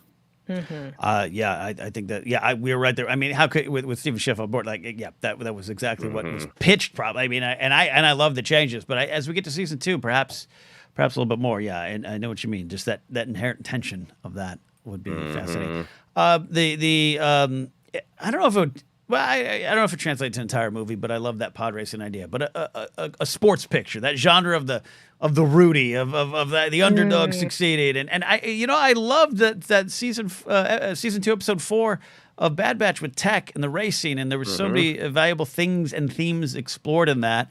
And that's something I could get behind. Those sports movies that really truly move you, not the comedies. Those are fun too, but like. I think League of Our Own is valuable. Field of Dreams is a sport movie. It's not just simply a baseball movie, but there's things there. But I'd be willing to explore that. As well. People are joking about whether or not Attack of the Clones is a rom-com. Yeah, right. I would love more absolutely straightforward, no doubt about it, romance back in Star Wars. It would. This is a part of my bias of growing up with the original trilogy and having the Han and Leia romance, but growing up with the New Hope and Empire Strikes Back before Return of the Jedi reclarifies things. There was the both Han and Luke like Leia. I would love to see get back to some not just around the edges or vibes, but straight up romance. I agree with that there. PLD says buddy cop movie, Carson Teva and Zeb. I love that. Yes. Jared brings up something, Jen. I think you were going to grab a comment. Apologize. The Spy Dancer Vision short convinced me the viability of a traveling entertainer spy thriller story. I'm 100% behind that idea. You can steal my idea. I've always been like, that's how I would get Lady Gaga into Star Wars. And she takes that kind of role. Screecher's Reach for horror. Joseph, I know you love Screecher's Reach, and I did as well, but it really spoke to you. So there's a lot of, That's one thing I'll say about Visions, especially season 2, is it went to a lot of different genres, right? It had the ability to kind of, not that it's intentionally testing things, but it allows you to kind of break the mold a bit to experience and try out some of the stuff. Love that. True Detective Star Wars. Yes. I've got to catch up. Yeah, I want to watch this season. I didn't watch the 3rd season. I love the 1st season. I liked season 2 more than other folks. But I got some issues. But yeah, I think I'm going to get back in a little bit because I did like that kind of, not just crime, but a little bit of fantastical element to it. Yeah. Yeah. No, these first 2 episodes have been fascinating. Oh, you in? You're in? Got it. It's very explicitly Lovecraftian. So yeah, I'm all in. Ooh, yeah. I'm gonna have to get going. Okay, Jen's gotta. Yeah. Okay. Gotta go pick up the kids. All right. How about Jen? You got to go right now. Yeah, pretty much. I mean, I can maybe do one question. Okay. Here's what I was going to suggest. Oh yeah. Do you mind you two answering a question real quick, and I'll be right back? I might have had too much whiskey. No, go for it. Yeah, go. Did you have one picked out, Jen? No. I just was. Oh my gosh, Jared, Jodie Foster in Star Wars would be amazing. And I don't want to say she's like having a comeback per se, but I saw her in Naiad, and that was, she and Annette Bening were incredible in that movie. So good. Yeah, no, I'm really enjoying her in the True Detective show. She is playing. Oh, that's right. Yeah, absolute great grump, a classic kind of noir detective with a bad life. All right, let's. We'll grab this one from Alden real quick for your final question here. Assuming she's already trained Finn, what do you imagine Rey Skywalker's Padawan will be like? Based on what we know of Rey, what kind of student will compliment and challenge her in the right ways? Jennifer, you're challenged by Padawans, right? I immediately had a very specific visual, almost like the America Ferrera's daughter in Barbie, like that, right? Who, yes, very smart, has a lot of their own opinions and ideas of how things should be done, and the ways of the Jedi. Maybe they don't know everything, but I do, kind of sass. So yeah, somebody who would really challenge her patience, I think, would be fun to see. Cathartic for me as a parent. Yeah, I like in the publishing a little bit of what has developed of kind of the relationship between Obi-Wan and Qui-Gon, where Qui-Gon was a little bit more, kind of open-minded and curious, and it kind of made Obi-Wan get a little bit more sort of like grumpy and rulesy. It'd be fascinating if Rey was sort of like, I've really come to this place. I've found the balance between, attachment and the responsibilities of being a Jedi, and I really go with the flow. And her Padawans just honor with the rules of like, no. You're not supposed to do it that way, kind of thing. That would be fun. Wonderful answers. Perfect. Wonderful. You handled that tough one well. And you nailed your task as well, Ken. That I did. Love it. Jen, thank you so much as always. Thank you. I'm sorry I popped in and popping out. No, you did for not. A good long time. All right. You were here for the Jawa Rancor question, which is what matters the most. Right. Pelly and Jawa rom-com. That's what I want to see. Someone said in the chat. Okay, everyone. Have a good weekend. Bye, Jen. On Monday. Bye. Goodbye. All right. We are continuing here for a little bit more. We're having a lot of fun. Great questions today. Ken has returned somehow. Yes. The realities of life and broadcasting. But he was thrown down the shaft. Thrown down the shaft. Yeah, you got one that you got your eye on there, Ken? I will find one right now here. Andrew McNabb asks this question. Could Thrawn versus Hera be our New Republic arch enemies in mechanical versus naturally forged in warfare, while Ezra takes a vanilla ice roll and leads the Nadi and a Ninja Raptor of the galaxy? That second part is definitely happening. I have sources that tell me that is very much true. Sources close to the scene that say this is it. Yeah, especially if you continue to pronounce it as the Naughty. That's I know, I definitely say the Naughty, a hip hop group. Ezra and the Naughty is. They're going to be on Saturday Night Live next week. Yeah, the Noti. I love it. I think we touched upon this a little bit of this. You know, when you were talking, Joseph, about the idea of it wasn't so much a prediction of just a idea of exploring this idea that Ahsoka and Sabine are in Peridia for a while, and that's their journey, whatever that happens, and it could lead back to the galaxy we know, but that Ezra and Hera versus Thrawn actually makes more sense than, say, Ahsoka versus Thrawn. Sabine versus Thrawn can make some sense to me too, but that was kind of the fight anyways. Ezra versus Thrawn is how that match ended, and everyone wanted to know the finish. So Hera sliding in there, she is a kind of the leading general at the time in a lot of ways. I like that idea. Yeah, no, I really like it as Ezra and Hera versus Thrawn. We'll absolutely see what pops up. But yeah, I feel like once it becomes clear that Hera was right and Thrawn is a massive threat and the galaxy is at the brink of just absolute horror, I feel like Hera and Ezra would be like, we got a Thrawn. We know him better than anybody else. And that's how we're going to beat him. That's how he, runs circles, parsecs around everybody else, is by understanding them on this deep, deep level. And we have been up against him. We have lost to him. We have beat him. He has evolved. Ezra understands the experiences he's been through. Yeah. How are they going to, try to understand Thrawn to Thrawn? I love that. Ahsoka season 2, the Thrawning of Thrawn. I'm there for it. Yeah, it's just Thrawn. And look, I think I'm excited about this idea, and it's a great question, Andrew. And I liked when we talked about it the other day, Joseph, on some of our episodes, because I think even I kind of fell into the, hey, Ahsoka shows up in Mando. The episode ends with her asking about, what do you know about Grand Admiral Thrawn? And we all, myself included, go, oh. And then the show pops in, and it's a search for Ezra and the discovery of Thrawn and all that stuff. And I just I slid into the thinking of it's Ahsoka trying to stop Thrawn, and that's the end. That's it. That's the fight. And the more I think about it, the more we discuss it, the more we actually dive into what was shown on the screen. All of it makes sense. And Hera having those moments from the New Republic, Senator Ziono being like, him going, I know you hate him. Yeah, that's the rivalry. Yeah. We'll see what it is. But it just with all this stuff of Ezra's where he needs to be, I think it'd be really cool. Yeah. Clearly, this makes Enoch Shredder. Go Noti, go. You're killing it. You're all killing it. Yeah, absolutely great. And then we have a great punk band, Ezra and the Naughty. Yeah, Ezra and the Naughty. Their hit single, Tank That, Thrawn. All right. I want to grab this one from Gaz Nottingham. Not a Star Wars question. Has anyone watched the Kevin Smith animated He-Man series that dropped a few days back?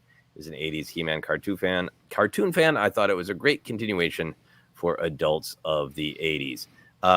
I watched a while back the first chunk of that, and I did enjoy it. For me, I haven't watched the rest of it because it's a total time thing. I'm utterly fascinated by He-Man. I loved it as a kid, by the history of it, and it really did feel to me like Kevin Smith is following up with what kids used to wonder about He-Man, Master of the Universe on the playground, and he's like, well, what if some of that stuff played out? And I really enjoyed it. You had He-Man troubles as a child, right? Meaning, I loved the show, collected the figures, and yes, I ran headlong into the satanic panic of the 80s, and I have a stand-up bit about it on my comedy release there. But yes, my He-Mans were temporarily confiscated by members of the church my family was attending at the time. They were studied and then returned back to me eventually. But I loved He-Man. But that's one of the things I kind of left back there. I pulled Star Wars forward and Robotech forward, but I didn't take a deep dive into He-Man. But I did watch the series. Shout out to my pal Tiffany Smith, who is a voice cast member of that show, and I always enjoyed Kevin Smith. Quite frankly, I actually love his that last Clerks made me cry. I actually really liked it, or the last one of his last Jay and Silent Bob movies made me cry. I really thought it was sweet. But yeah, I watched it, I liked it, but same thing. I just time and all that stuff. But I like what they did with it, and I liked it created that kind of kerfuffle in pop culture where the people who were getting mad at it you were like, yeah, I like that you're mad at this because it's doing things I like. Yeah, always going on about the sort of the pulper, the weirder side of Star Wars, like that. The He-Man it's just bonkers, and so I love seeing everything that's kind of just surface level, absolutely ridiculous. I love Merman; he's my favorite. To see that given, let's really try to tell a great mythical story with these absolute weirdos that only existed because some people were like, we need to make some action figures. Yeah. Yeah. And our pal Langley says, growing up in college, I was so shocked to learn that arbitrary stuff from my child was accused of promoting Satan. It's wild. Yeah. Yeah. It was a tad. The idea of studying them and just taking Skeletor and just like doing this little punching twist action, like any demonic energy coming out yet? To this day, I'd love to know, because that they came to my house, they sat me down, my parents abided, and they made me pull all my toys out, and they did ask, like, could we take these? But there was no choice in the matter. It was happening. I was 8 or 9, and remember they came with those little comic books. Yep. And I think that was the focal point of the investigation, was what's in those things. What are we teaching the kids to play? And I did get them back. And a follow-up, I don't talk about it. I used to watch the cartoon as well. And look, the cartoon, I'll say the comics that came with the figures were a little more, dare I say, serious or adult, still young. Yeah. But different tone, right? And they were much more like Conan, kind of like exactly hardcore warlord stuff. Totally. And just in his underpants. And Conan too in his underpants. Let's be correct here. But the cartoon was what it was, Orko and Cringer and all the stuff I love. And there was one episode where the word demon was said, right? And I'm in my chair watching it, and my mom's like, it's after school. She's doing something in the kitchen or something. And someone says, demon. She comes running out of the kitchen, no remote control, turns off the TV and says, never again. And I don't know if I watched it ever again. I don't see what they thought was problematic about Skeletor. I mean, he's just an evil lord of destruction. I don't see the problem at all. Come on, lighten up. Twist into powerful battle positions. I mean, come on, evil Lynn. Looks like you're going to do some chiropractic work on Skeletor to make him do evil things. Yeah, that's amazing. Look, I get Evil Lynn and Baroness from G.I. Joe, that's what I ended up looking for in a partner my whole life. So maybe they're right. Maybe it did affect me at a young age, but that's amazing. Anyways, yeah, love that. Trapjaw was one of my favorite bad guys. I didn't have Trapjaw. I had the unfortunately named Fisto. That only a little worse than Ram Man. Yeah, He-Man Center. The short king Ram Man. Yeah.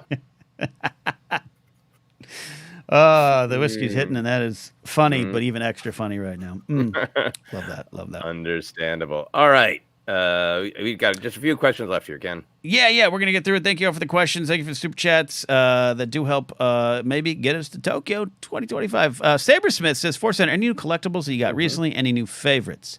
Joseph, what have you got going on? We're both looking around the room. I held up my Ewok, the Simpsons joke. I didn't bend my Wookiee. I held up my Ewok. So it's a vintage collection, Paplu, which I didn't know if we were maybe going to do like any sort of like, hey, do you want to share Star Wars adventures recently? We didn't really plan much for this Q&A. So I had dinner with some friends last night. My friend works in pop culture coverage and was telling me that she got multiple boxes over the last couple of years of Star Wars goodies. And she was like, do you want to see the boxes? do you want to check if there's anything that you want? I know you probably have a lot of it, and there's a couple things you can't have. And she gave me Paplu. She gave me pizza and an Ewok, and it was just a beautiful night. I've never felt more loved. And Paplu, the wild one who takes the speeder bike, of course, comes with a knife. Yeah. So he's a real classic murder bear. Yeah. I love that. For me, not really. I'm actually, and this might have been something, maybe I'll discuss it in more detail when we record on our next episodes. I was going to say tape, like we're doing this in the 90s. But yeah, I'm in a period of time, just some things in life not going the way I wanted or planned. So I'm having to sell off some stuff. And I've made a decision to sell some of my Star Wars Lego sets, keeping some of the ones I wanted my whole life. But having to do that. And pizza and Pablo, perfect night. Yeah, so I am trying to sell some. If you're all interested, I got it posted on Facebook. I'll post it other places soon. But I did sell one this weekend, and it was the Force Awakens Millennium Falcon set. With remember, that was the one when it came out. We were all like, who's Tasu Leech? What is this? Spoilers for the movie. And it's got old Han and Rey and all this. And I did end up selling it to, well, I can't say, well, they're not, I'll keep it secret. It's a bigger story. And I wrapped it up. I'm mailing it tomorrow, but I wrapped it up today. And God damn it, Joseph, it was really sad. Really sad. I understand. I held it, and it's like, I have no room to build it. I wanted to build all these and display it in office, and just life doesn't go all the way you planned. And that's a lesson, Jack, for when you get to LA. And I just, in my head, I'm like, one day I'm going to reunite myself with all these somehow, some way. But it's just the memories of that pre-Force Awakens time, and what a great time it was. And then just the reveal of the garbage will do, and how much I love that moment in the film, and how much, Chewie were home just meant so much to all of us. Me crying in Prim, Nevada, watching it on my phone as it slowly loaded. Like, yeah, it just took me back. And, nostalgia, it can be debated, and nostalgia can be a trap, but not that. It's those good feelings, those good times, those good memories. So it is gone, at least of tomorrow, and it's going to a good home. But so I don't have any new ones. I'm losing some old ones, but it shows also the value of these collectibles that we love so much. Yeah, no, I think that is extremely well said. You always have the memories, but sometimes it's nice to have the memories, contained in a physical object. And I love collecting for lots of reasons, including, I was talking to my friend about it last night, because he's like, I shouldn't take Paplu, I have too many. And she's like, but you want Paplu, don't you? And I do treat them like I'm curating an art collection that eventually I will donate to a worthy cause when my time is wrapping up on this mortal plane. But I try to rotate them around to different places in my house, so I have a Bespin Empire Strikes Back display over here. That's got Bespin Leia and Lando and Boba Fett and Lobot and the Bespin security guard, Helder Spinoza. That's my guy. Oh, he has Right? that. I didn't even know he has that name. That's the story I always tell. Helder That's the guy. Spinoza, right? I mean, look at that. That is a guy who just really can't wait. That's a Bespin security guard who's watching all of these galactic events play out and thinking, it's 5 o'clock somewhere, and I can't wait to get off work. That's the guy who's waiting for him to shift. He's like, I picked up overtime today. Yep. But I was just going to say real quick, because we've talked about it before. To me, I got Helder Spinoza on the internet because I just wanted him. Paplu, I got from my friend from this night. Paplu is now imbued with that memory, and that is a part of the power of them. Of what memories are they imbued with? When and how did they come into your life? That's so funny. My Paplu, it's the old Kenner one, but our buddy Jeff May showed up to a Halloween party I had in 2019, and it was like a housewarming / Halloween, and he walks in with this packet. It's a little beat up, and he hands it to me, and he's just like, "Here, it's for you," and just like walks. And just like, oh, thanks, Jeff. Paplu. I've always wanted Paplu. The memories of Paplu. Yeah. Great. I could go on and on. I have too many beautiful things within arm's reach, so I should stop myself. Yeah, a couple questions left. Unless y'all want to get some last super chats or questions in, but we got some nice ones there, Joseph, if you see. I'm reading. These are good ones. These are good ones. Yeah, either one of those. I think we got 2 left, unless I missed Yeah. Yeah. Dealer's pleasure. What do you got? Dealer's choice.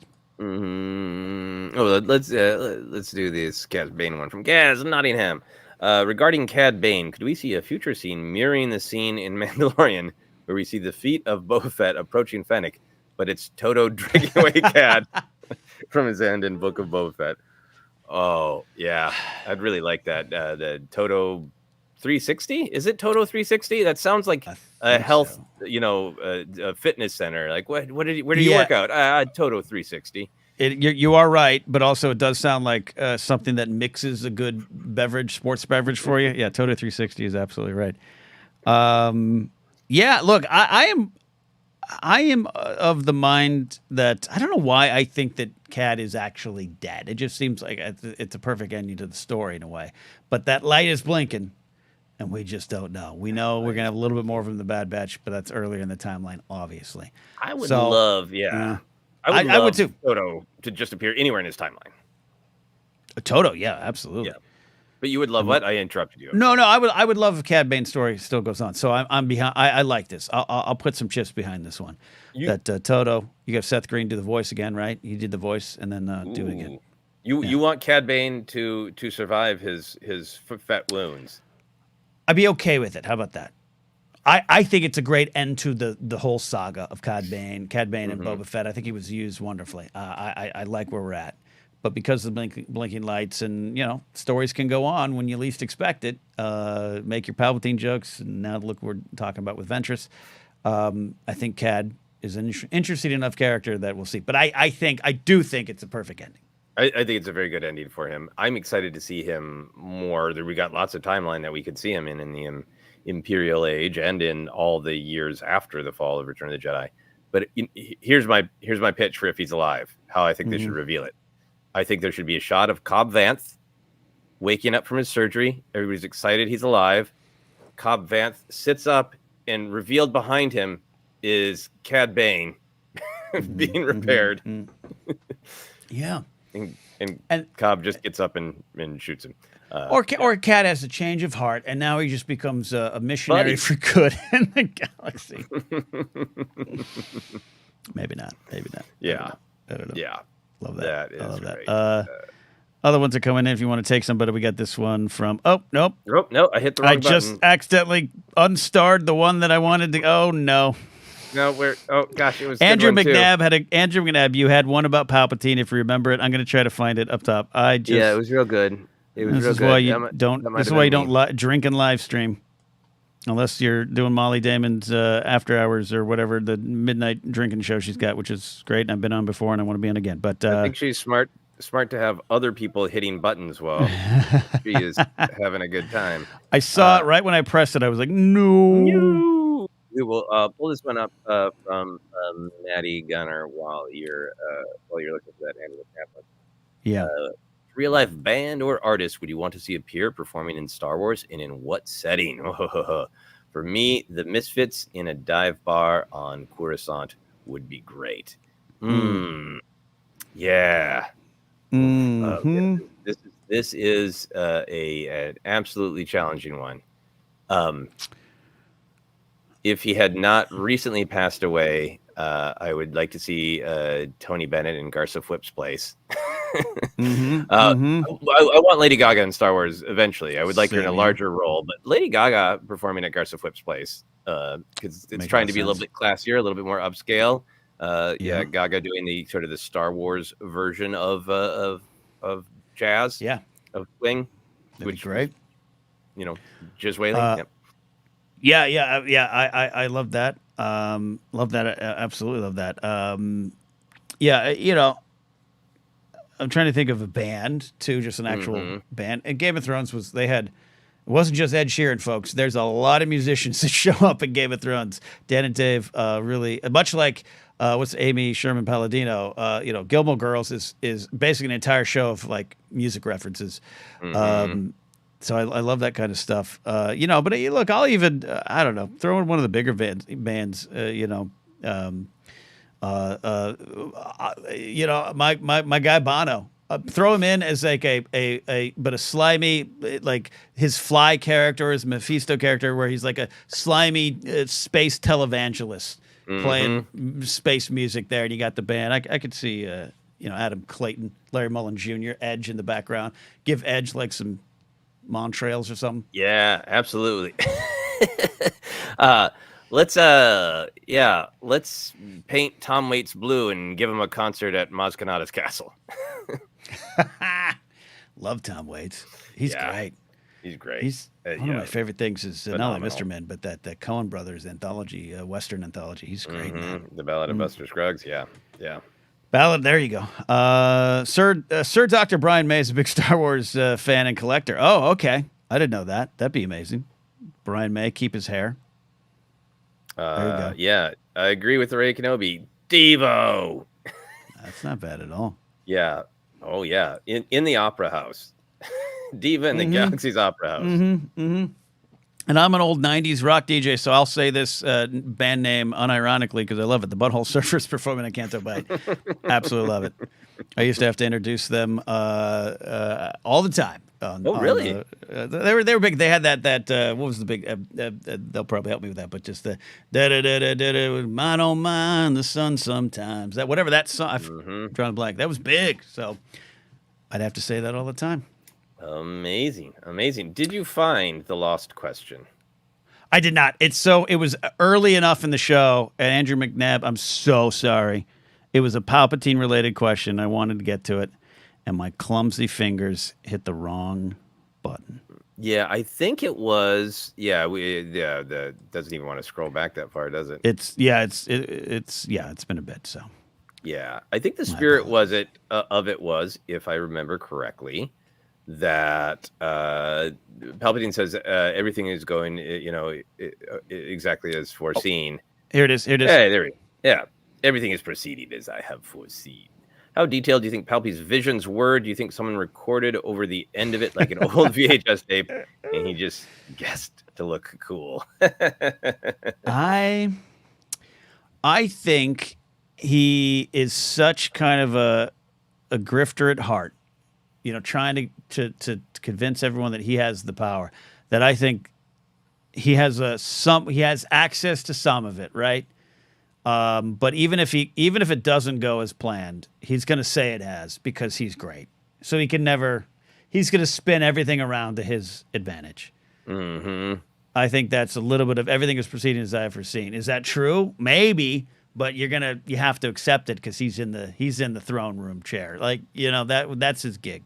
Yeah. I think his whole I have foreseen is a mix of, in my headcanon, a mix of actual meditating and seeing visions through the Force, and also just thinking he is the great hollow chest Jarek master, and he knows how every person is going to respond to every one of his moves. There's a certainty in it that I think is about analyzing people as well as his Force visions.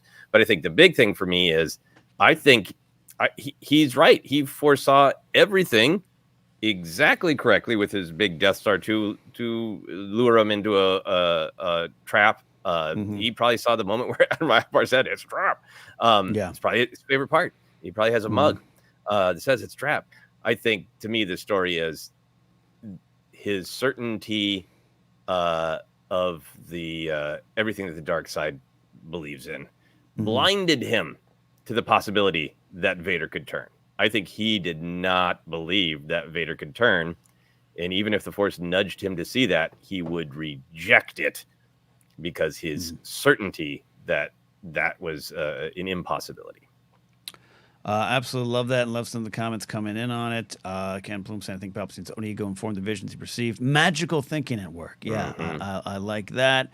And then Andy just says what I was thinking. Palpy always wins bigly, some might say. That's a little bit of where I was going with that. But he only perceives his own successes, not his failures. Absolutely. It's fascinating stuff, and it has to do with, conversations about what do you see is actually true and whether the choice is left. And that's one of the things I love about Palpatine. He's got some skills, he's got some powers, he's got some insight, but it's all for him. Yes. All right, Ken, where do you think we're at? Is that what do you got in your mug? Water? Now it's water because I do have to leave after this, not relatively quickly, but no, we did it. We hit the end. You guys sent us some wonderful super chats to help us not just support the show, but help our Mhm. goal of Tokyo in 2025. Go for Papa Palpatine. Yes, the old robot. And I do chicken want references to works. acknowledge while we were having fun in joking around, Langley was sharing a lot about his life and about the Yeah. wonders of the family, his family, and the experiences he had, seeing maybe some more adult movies at a younger age, and the journey he's been on. And I wanted to acknowledge that I was seeing that past Langley and seeing everybody respond to it. And thank you as always for being here and living a good life. Langley is great. Go back to the Screen Junkies days. In Chicago, we finally got to meet him, and I didn't realize Langley's like 7 feet tall, so it was hard to hug him, but we were able to do it. No, Langley, no apologies needed. No Quick apologies one. needed. Rich T asked us earlier about trying anything Palpatine knew about the other galaxies, like where Pretty is. He's always searching the cosmos. I think he may have known. Yeah, I think it's possible. I think he's more interested in other areas, and maybe this could be a blind spot, but that's one of the things I've grown to love about the Palpatine character that I didn't necessarily love early on with like Aftermath and stuff. I had to come around to he's got some interests that go beyond just what's going on in this galaxy. So it's possible. Yeah, no, I think there's some great little nods, and I think it's just writers having fun, nothing super specific than canon. Some great nods in various books of him sensing other powers, other places, and I think he wants to control everything. And I think I think for him, I'm sure he has access to those old stories that the Jedi told of other galaxies, and I think that that he wants to lock this galaxy down so he can go conquer all the other ones. Everything means everything. Everything. I love it. I love it. Well, that's it. We've done it. We've done it. Hey, thanks for hanging out with us for 2.5 hours. We appreciate it. Thanks for watching later on replay. If you watch later on replay, leave a comment saying, hey, I'm here. Kind of like the end crew on the podcast. We have episodes up this week. We had a busy week because of that Bad Batch drop. So check out some of our reactions to that, the early ones. Also, we have up on this channel on the podcast feed a deep dive into the idea of everybody has access to the Force and what we think about that, the Sabine journey, the live discussion of Bad Batch Season 3 trailer, but also up earlier today, Joseph, an important discussion, Subjective Wars, Luke Skywalker's blue lightsaber or green lightsaber. We took a deep dive debate-style look at that, and I thought it was a surprise ending for me. It was a very surprising ending to me. It was a torturous episode for me in a fun way. It's the point of it, to make ourselves have some hard choices. As we wrap up here real quick for me, Ken, I do want to promote one more time that newsletter blog that I'm doing. A couple of you subscribed while we were right here. It's called Finish Your Monsters. If you Google Joseph Scrimshaw, Finish Your Monsters, it'll pop up, or it's right there on a link on my website, josephscrimshaw.com. Thank you. It makes me so happy when I see the ForceCenter names jumping in there. Absolutely. If you're watching live on YouTube, the link is in the description, or later on YouTube. That and the other links are there as well to explore. We appreciate it. That's it. All right. I'll keep talking unless I stop. We'll see y'all here on ForceCenter.